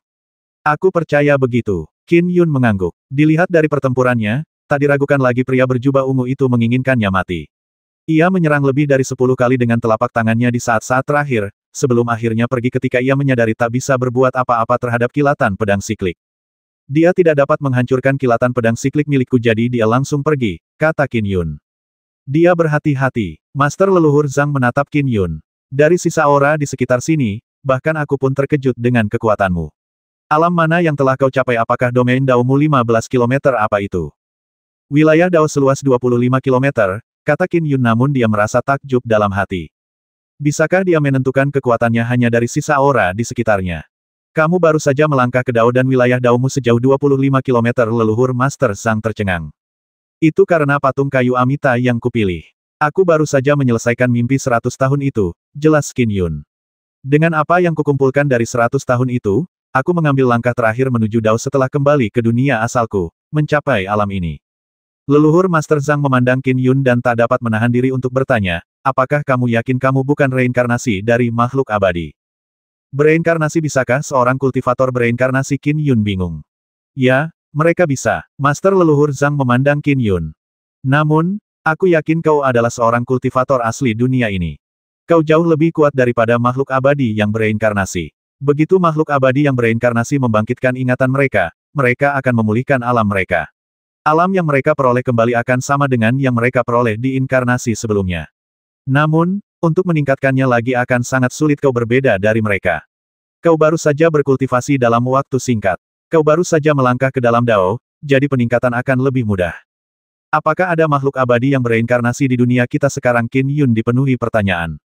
Ada beberapa dalam sejarah, tapi saya belum pernah mendengar yang terbaru, jawab guru leluhur Zhang.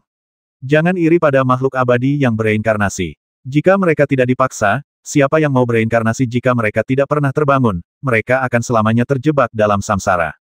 Qin Yun merasa khawatir. Jadi ada begitu banyak bahaya bagi makhluk abadi yang bereinkarnasi. Qin Yun, memiliki domain Dao ini setelah kau baru saja melangkah ke Dao menunjukkan prospek menjanjikan dari jalan yang telah kau tempuh, kata Master leluhur Zhang. Beberapa Dao yang tidak ortodoks lemah saat memasuki Dao. Prospek mereka bahkan lebih buruk. Dan kau baru saja melangkah ke Dao dengan domain Dao yang membentang 25 km. Lalu, selama kau terus mengumpulkan pengalaman dan mengembangkannya kau akan memiliki masa depan yang tak terbatas. Setelah domain Daomu mencapai 50 km, menjadi seorang Dewa Langit pun tak akan sulit. Sayangnya, kau telah berkultivasi dalam garis keturunan Dewa Pedang. Leluhur Master Zhang adalah orang yang menghargai bakat. Ia merasa menyesal karena Qin Yun telah memilih jalan yang menghalangi konversi kultivasi. Jika aku tidak berkultivasi sebagai pendekar pedang abadi, aku mungkin tidak memiliki prestasi seperti sekarang, kata Qin Yun sambil tertawa. Berkultivasilah dengan baik. Mungkin, kau akan mampu menciptakan formula Dharma yang memadatkan jiwa esensi, kata Master leluhur Zhang. Namun, ia tahu betapa sulitnya bagi mereka yang memilih garis keturunan pedang abadi. Dia harus menciptakan formula Dharma jiwa esensinya sendiri. Rintangan ini telah menahan setiap pendekar pedang abadi yang pernah melangkah ke Dao dalam sejarah. Akankah Qin Yun menjadi orang pertama yang menciptakan formula Dharma jiwa esensinya sendiri? Leluhur Master Zhang yakin kemungkinannya tidak berpihak padanya. Dia juga harus menciptakan formula Dharma langit abadi untuk garis keturunan pedang abadi sendiri. Kesulitannya bahkan lebih luar biasa. Leluhur Master Zhang bahkan tidak berani memikirkannya. Apakah pedang terbang intrinsikmu berada pada tingkat pertama atau tingkat transenden? Desak Master leluhur Zhang. Ini harta Dharma tingkat pertama. Belum lama sejak aku melangkah ke Dao. Pedang terbang intrinsikku masih dalam tahap pengembangan. Butuh waktu untuk mencapai tingkat harta Dharma tingkat transenden, jawab Qin Yun. Baiklah, Master leluhur Zhang mengangguk pelan. Seberapa kuat ibel jahat fana itu? Dia benar-benar menekanku, kata Qin Yun. Namun, dia tidak bisa mematahkan kilatan pedang siklikku. Kau memiliki kekuatan Dharma inti emas berwarna ungu keemasan dan harta Dharma intrinsik tingkat pertama. Dengan tingkat kekuatanmu saat ini kau seharusnya mampu menghasilkan kekuatan di puncak alam jiwa esensi cakrawala kedua, kata guru leluhur Zhang. Dengan perkiraan itu, kekuatannya mungkin telah mencapai tahap awal alam jiwa esensi cakrawala ketiga. Dia tidak memiliki pusaka Dharma yang kuat dan kekuatan Dharmanya pun sangat biasa, kata Qin Yun segera. Dia melawanku hanya dengan tubuhnya. Leluhur Master Zhang mengangguk. Tubuh aslinya pastilah Vien Celestial alam lain yang berada di puncak alam jiwa esensi cakrawala ketiga. Dia pasti punya cara untuk menghubungi dunia asalnya, ini akan merepotkan. Leluhur Master Zhang kini tahu mengapa Wang Si Gila meramalkan pembunuhnya adalah malapetaka. Dia memang sebuah bencana baru. Merepotkan, tanya Qin Yun langsung. Apakah dia akan melanjutkan pembantaiannya? Meskipun sangat disayangkan ratusan ribu manusia telah meninggal, hal itu tidak benar-benar mengguncang fondasi dunia, kata Master Leluhur Zhang. Bahaya yang ditimbulkannya lebih dari itu. Namun, tidak perlu terlalu khawatir. Master Leluhur Zhang berpengetahuan luas dan kaya akan pengalaman. Meskipun dianggap sebagai bencana, tingkat ancamannya masih dapat dipertahankan. Bencana 300 tahun yang lalu sungguh mengerikan. Untungnya, garis keturunan Gatvian menghasilkan eksistensi yang luar biasa kaisar manusia. Berkat sistem kultivasinya, kaisar manusia berhasil menekan bencana itu selamanya. Ia menerima pahala yang luar biasa di dunia ini dan tentu saja memiliki kualifikasi untuk memerintah dunia. Sekte Taois dan Buddha juga mengakui kekaisaran Chang Agung. Dibandingkan dengan bencana 300 tahun lalu, ancaman kali ini relatif lebih lemah. Senior Zhang, ibel jahat ini telah menimbulkan banyak malapetaka. Jika ada yang membutuhkanku, silakan perintahkan aku, kata Qin Yun segera. Ia ingin melakukan semua yang ia bisa untuk melihat ibel jahat misterius itu mati. Dia telah bertindak sebagai manusia biasa. Mungkin akan sulit bagi para ahli Tao, Buddha, dan Gatvian untuk menghadapinya.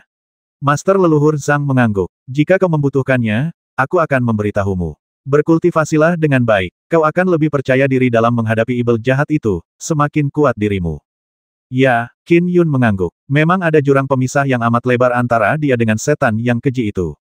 Yang bisa dilakukannya hanyalah menjaga dirinya tetap hidup. Baiklah, berkultivasilah dengan tenang. Setelah guru leluhur Zhang berkata demikian, ia mengibaskan lengan bajunya. Dengan satu langkah, ia muncul di Cakrawala sebelum menghilang. Qin Yun menyaksikan dari jauh sebelum kembali ke Grand Dominance City. Dia baru saja melangkah ke Dao dan sudah memiliki domain Dao sejauh 25 km. Dia benar-benar memiliki masa depan yang tak terbatas. Sebuah sambaran petir ungu menyambar langit dengan sosok samar guru leluhur Zhang di dalamnya. Jika dia berkultivasi dalam formulasi Dharma lain, kita manusia mungkin akan memiliki dewa langit tambahan. Mengapa dia harus berkultivasi dalam garis keturunan Dewa Pedang? Sekalipun ranah Dao Qin Yun mencapai 50 km dan berada di ranah Dewa Langit, ia akan tetap fana jika tidak menciptakan formula Dharma yang dapat memadatkan jiwa esensi. Setelah 500 tahun berlalu, sekuat apapun ia akan kembali menjadi debu. Master Leluhur Zhang merasa menyesal terhadap hal ini. Seberapa sulitkah bagi manusia untuk melahirkan seorang jenius di dunia ini saat ini? Dunia mereka hanya memiliki dua dewa langit Taois, Patriark Bai dan Guru Leluhur Zhang. Sangat disayangkan bahwa Qin Yun dibatasi oleh kultivasinya dalam formulasi Dharma meskipun memiliki kualifikasi untuk menjadi seorang Sky Immortal. Setelah bersembunyi selama setengah bulan, He Qian tiba di prefektur awan. Sekte Leluhur Bur. Di balik awan, ia memandang pegunungan di kejauhan. Pegunungan itu adalah rumah bagi sebuah sekte yang telah ada sejak zaman kuno. Itu adalah Sekte Leluhur Bur, salah satu dari 9 garis keturunan ibel jahat. Kekuatan Dharma tubuh ini terlalu lemah. Aku tak bisa menggunakan harta karun Numinous, bahkan tak bisa mendapatkannya. Kendali sempurna terlalu sulit untuk harta karun Dharma tingkat transenden. He Qian mendesah. Harta karun Dharma tingkat 1 adalah yang paling cocok untukku. Namun, tubuh gunungku ini dapat menghasilkan kekuatan yang setara dengan harta karun Dharma tingkat 1 setelah dikultivasi. Aku tak pernah menyangka, sebagai seorang Fian Celestial yang telah berkultivasi selama ratusan ribu tahun, aku akan gagal menghabisi seorang pendekar pedang abadi, meskipun aku masih mempertahankan wilayahku setelah berganti tubuh. He Qian merasa terhina. Namun, Qin Yun ini benar-benar berbakat. Jika dia terus mengembangkan kekuatannya, suatu hari nanti dia bisa mencapai alam Sky Immortal. Untungnya, dia berasal dari garis keturunan Sword Immortal. Dia ditakdirkan untuk tidak pernah membentuk jiwa esensi. He Qian menatap Sekte Leluhur Bur yang jauh. Karena aku tidak bisa menghabisi Qin Yun, aku tidak punya pilihan lain. Sekte Leluhur Bur ini sepenuhnya setia kepada penguasa Empyrean faksiku. Aku harus bekerja sama dengan Sekte Leluhur Bur. Aku akan meminta mereka menyediakan harta yang kubutuhkan untuk membangun altar dunia. Sayangnya, meskipun telah begitu menderita, hasil jeripayahku akan dibagi dengan Sekte Leluhur Bur. Meskipun He Qian tidak senang, dia tidak punya pilihan lain. Haruskah dia menyelinap menyerang jiwa esensi menghabisi mereka dan merampok harta mereka? Kebanyakan ahli alam jiwa esensi berkultivasi di dalam sekte mereka sendiri. Siapa yang akan terbang ke sana kemari membawa harta karun tanpa alasan yang jelas lagi pula, dia bisa terjebak jika menyelinap menyerang jiwa esensi. Patriark Bai atau Bodhisattva Mahakasyapa mungkin tiba-tiba muncul. Itu akan menjadi pertanda malapetaka baginya. So, He Qian terbang langsung menuju pegunungan. Waktu berlalu dengan cepat. Qin Yun mengetahui bahwa rumor tentang kekuatannya di dunia adalah bahwa dia masih kalah dengan Elder Sword. Jelas, Kekuatannya belum terungkap sepenuhnya. Pertarungan di luar kota Grand Dominance mungkin telah disaksikan oleh Yi Xiao dan Hong Lingtong, tetapi dari sudut pandang Qin Yun, Hong Lingtong hanyalah seorang kultivator Conate Golden Core biasa, tidak mungkin ia benar-benar memahami level pertarungannya dengan ibel jahat misterius itu. Dengan statusnya, leluhur Master Zhang tentu saja tidak akan membocorkan berita tersebut. Dan entah mengapa, ibel jahat misterius itu tidak mempublikasikannya. Bukankah ibel jahat itu terlalu misterius? Lebih dari setahun telah berlalu sejak pertempuran di luar kota Grand Dominance. Namun, aku belum mendengar kabar darinya. Dia juga tidak menyebarkan informasi apapun tentangku. Apa sebenarnya yang dia rencanakan? Qin Yun bingung. Ia tidak tahu bahwa bagi Vian Celestial alam lain, menciptakan altar dunia adalah hal yang sangat penting. Ia tidak mau repot-repot mengurus hal-hal sepele seperti Qin Yun sendiri. Setelah badai salju, Qin Yun sedang minum anggur di dalam pavilion. Ada tungku kecil di sampingnya. Oh, Qin Yun merasakan kehadiran seseorang dan segera mengirimkan transmisi suara. Suyan, kemarilah. Tak lama kemudian, seorang pemuda tampan tiba-tiba muncul di luar taman tanpa daya. Ia menghampiri dan menyapa dengan hormat, "Paman." "Suyan, belum lama ini kau kembali dari Menara Pedang. Aku mengerti kau ingin bersenang-senang. Namun, kau butuh setahun penuh untuk menaklukkan puncak 100 pedang," kata Qin Yun sambil mengerutkan kening. "Kau tidak boleh bermalas-malasan dalam hal kultivasi. Saya berencana untuk beristirahat selama beberapa hari." Setelah kembali, Qin Suyan tidak dapat menahan diri untuk berkata. Sulit baginya untuk tetap terkunci di menara itu, jauh dari dunia manusia yang mempesona dengan segala godaannya selama setahun. Dia ingin pergi ke semua tempat menyenangkan dan mencicipi semua makanan lezat yang ditawarkan kota Grand Dominance. Dulu dia punya banyak teman. Setiap hari, dia akan bertemu mereka. Beberapa hari terakhir ini sungguh menyenangkan. "Kau tidak boleh bermalas-malasan sehari pun," gerutu Qin Yun dingin. "Kau harus berlatih ilmu pedang setidaknya 4 jam sehari. Lagi pula, kau harus mencapai alam Conate sebelum pernikahanmu. Tahukah kau bahwa putri saudara Hong telah mencapai alam Conate?" Ya, Qin Suyan hanya bisa mengangguk patuh. Tunangannya memberinya tekanan yang luar biasa.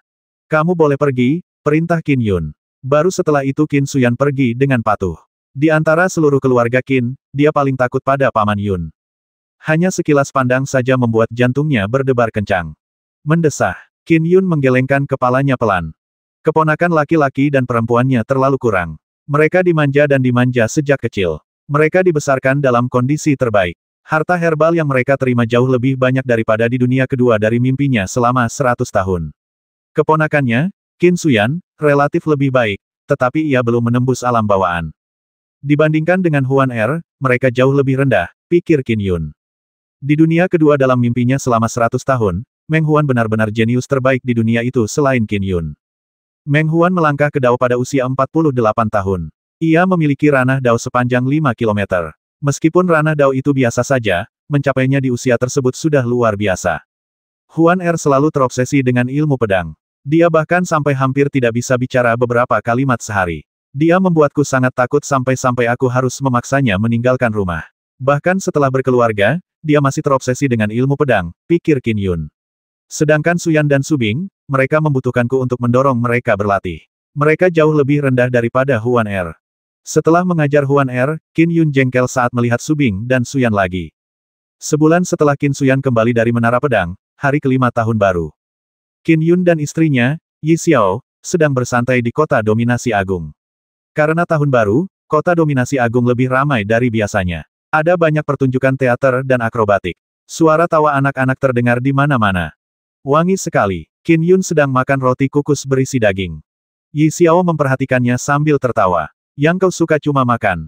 Dalam hidupku ini, aku menyukai dua hal: seni pedang dan makanan enak. Jika makanan enak hilang, aku tidak akan bilang kualitas hidupku akan berkurang setengahnya, tapi malah berkurang 30%, kata Qin Yun sambil menggelengkan kepala.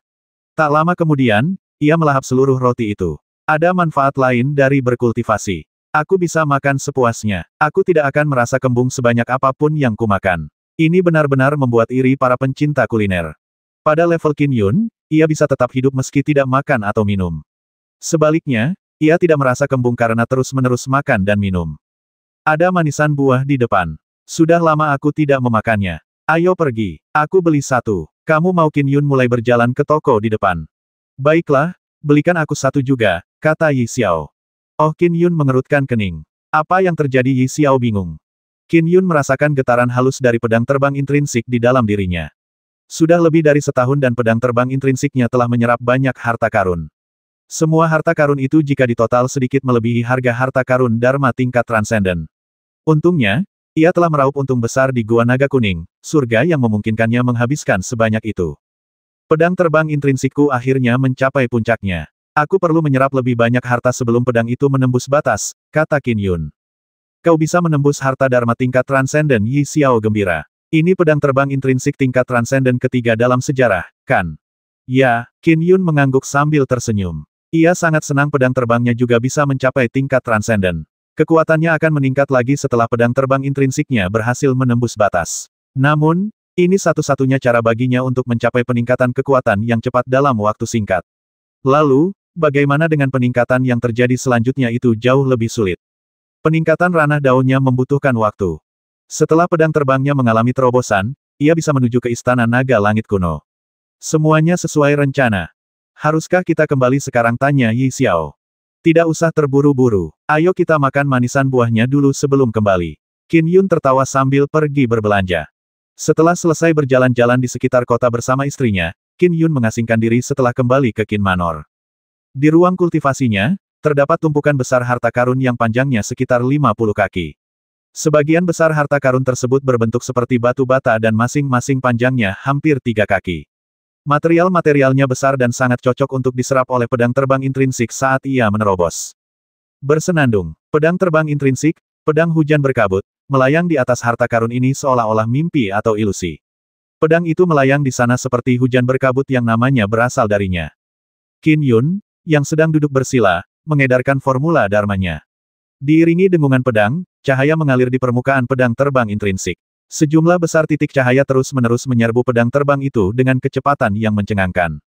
Sebagian besar harta karun di bawahnya dengan cepat hancur menjadi ampas. Penyerapan itu berlangsung lebih dari 6 jam sebelum pedang terbang intrinsik akhirnya berhenti menyerapnya. Adapun pedang terbang itu sendiri, ia menjadi lebih menyerupai hujan berkabut, seakan-akan ada dunia di dalam pedang hujan berkabut yang indah. Agar pedang terbang intrinsik memiliki penampilan baru ini, secara alamiah ada hubungannya dengan pedang Dao Qin Yun yang diperkuat. Suara mendesing. Pedang hujan berkabut terbang di atas dan di bawah kekuatan Dharma Qin Yun. Pedang itu memiliki rasa penindasan yang tak terbatas dan luar biasa. Pedang terbang intrinsikku akhirnya mencapai tingkat transenden.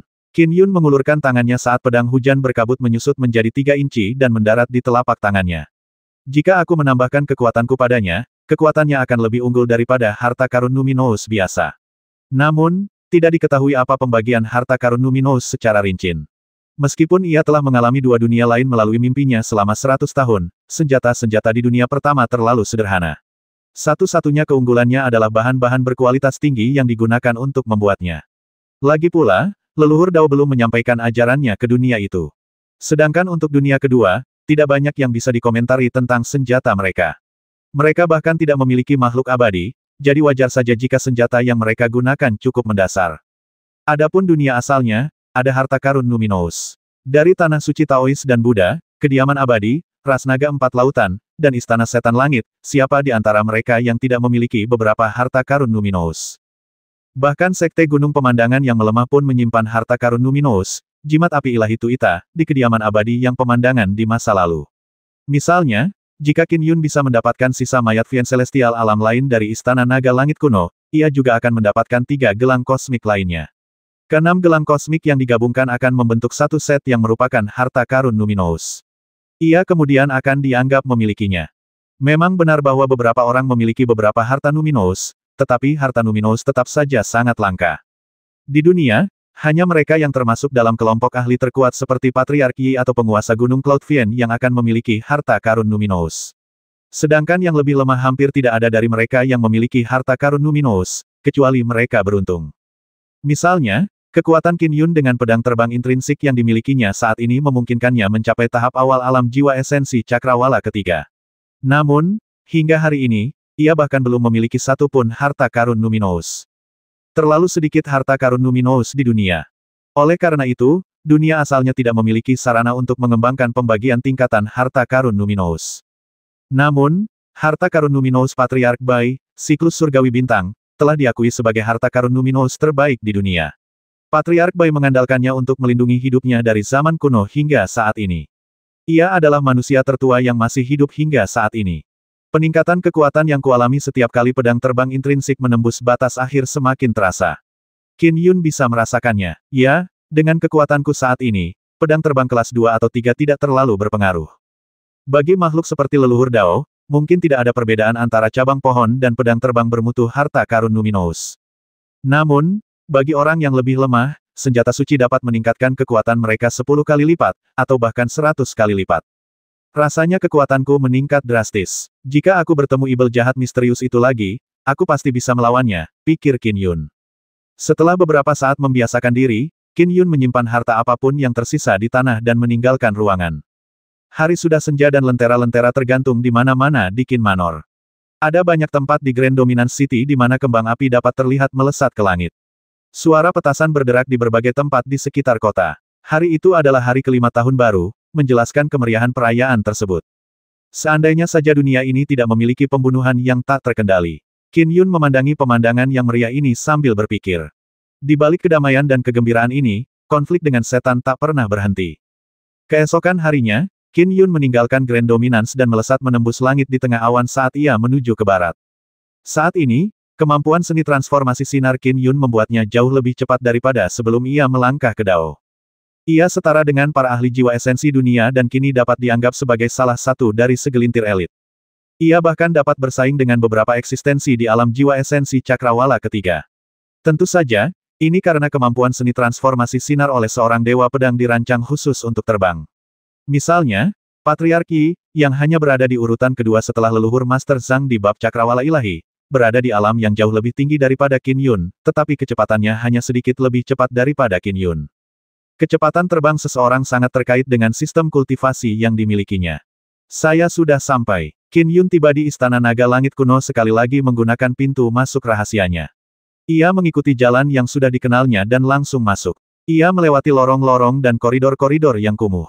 Tak lama kemudian, ia sampai di pintu masuk bagian dalam kompleks istana.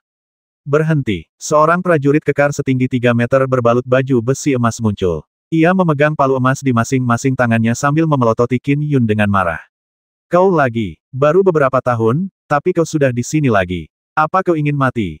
Jenderal Pelindung, pernahkah kau mendengar pepatah lihatlah orang lain dari sudut pandang yang berbeda jika kau tidak bertemu mereka selama 3 hari kita sudah bertahun-tahun tidak bertemu dan kekuatanku jauh lebih baik dari sebelumnya, canda Qin Yun sambil tersenyum.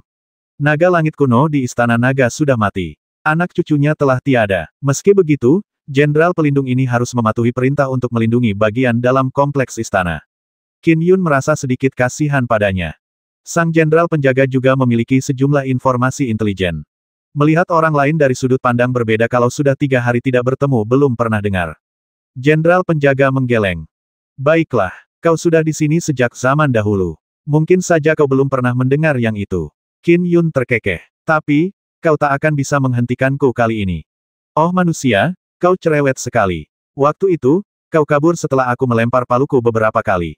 Jenderal Penjaga membusungkan perutnya dan meraung, karena kau cerewet sekali, aku akan membiarkanmu mencicipi paluku sekali lagi.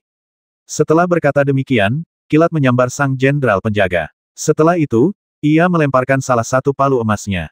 Ledakan, palu emas itu bersiul, diselimuti petir. Oh, Qin Yun berdiri di tempatnya, mengulurkan tangan, dan menunjuk dengan jarinya.